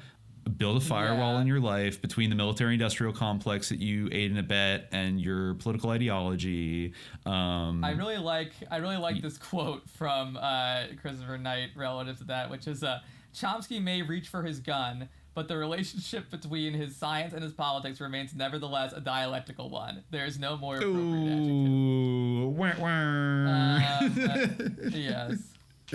Oh, that's great. All right, I think that's a high note to end on. You know. Yeah. When you hear the words anarcho-syndicalism, folks, reach for your gun. Or if you hear the word universal grammar.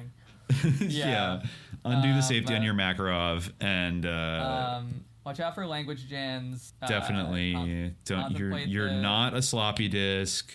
Don't let any of these people reprogram you. We're not going to let it happen. Contemplate the pen and the eternal Aleph that Allah created, and that Chomsky knows about, but tried to sell to the Pentagon. Yeah, it's not cool. No, it's not cool. It's not cool. It's not cool to deny, the Harufis and John Dee their credit for discovering the Adamic language first. Talk about plagiarism. Yeah. So, stay away, kids. Don't sneak through that gate that he keeps, because there are better things on the other side. Don't fall into the vortex of being Chomsky pilled, as so many of us surely have over the years. But now I think, we can finally expand our imaginations beyond the, I want Chomsky to Chomsky, he likes to go on these millennial podcasts. I think should come on here and read a long, please execute me / I'm converting to Islam statement. Chomsky, you're welcome anytime. I have a feeling that if he becomes aware of this, he will never. We're gonna fall in. We're gonna get blacklisted. Ironically, he won't.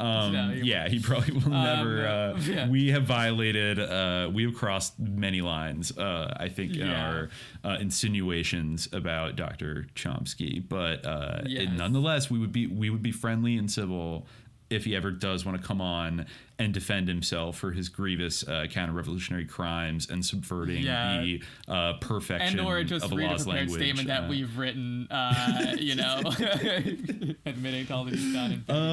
No, something he'll read of his own volition out of a deep sense of regret for his wrecking activities. Yes. Yeah. Spying for the Japanese. Yeah. That was just a slip. Yeah, exactly. When I pretended we didn't already have that, Rambo versus Bigfoot script copyrighted. Exactly. Yeah. Exactly. All right. So until next time, folks, stay sussed out by Chomsky and stay vigilant. Peace. Yo, don't just vote.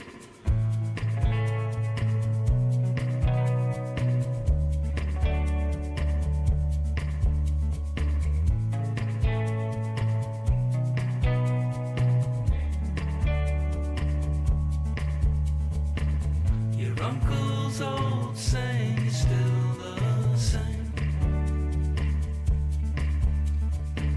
If you don't vote, then you can't complain. But you wonder after all these years, could one vote put a stop to all the tears? Tears of frustration, tears of loss, tears of oppression, tears of the cross. It's easy to hide on the web, not so easy when you're on the other end. This ain't no 3D movie, there's a choice. Imagination.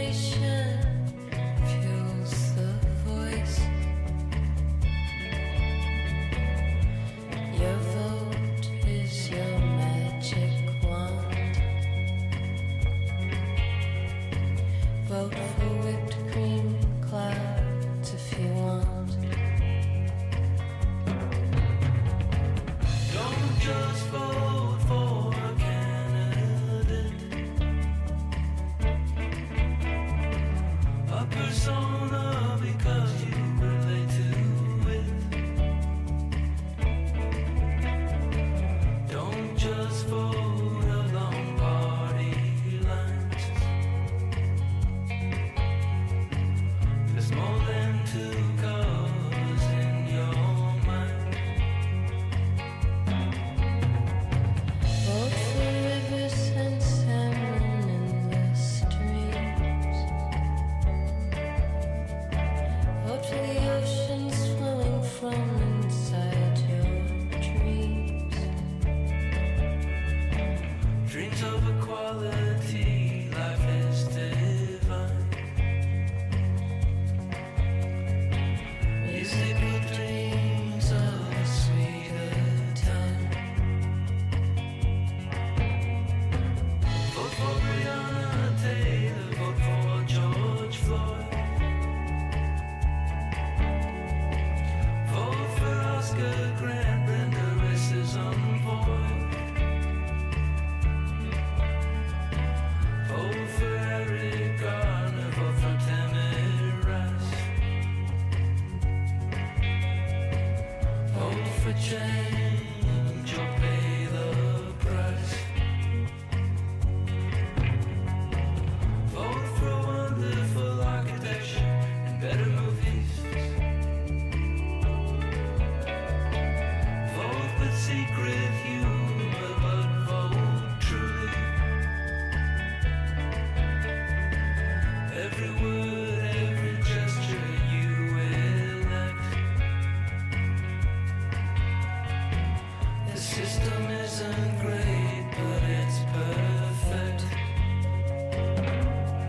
Don't just vote.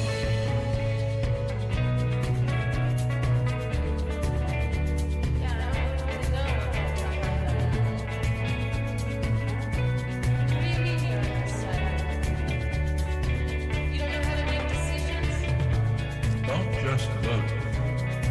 We have to excise a malignant cancer from the body politic, but that's just the beginning. Real politics is what you do before and after you push the lever. You have to keep your shoulder to the wheel, engagement, activism, organizing. That's what will make the difference.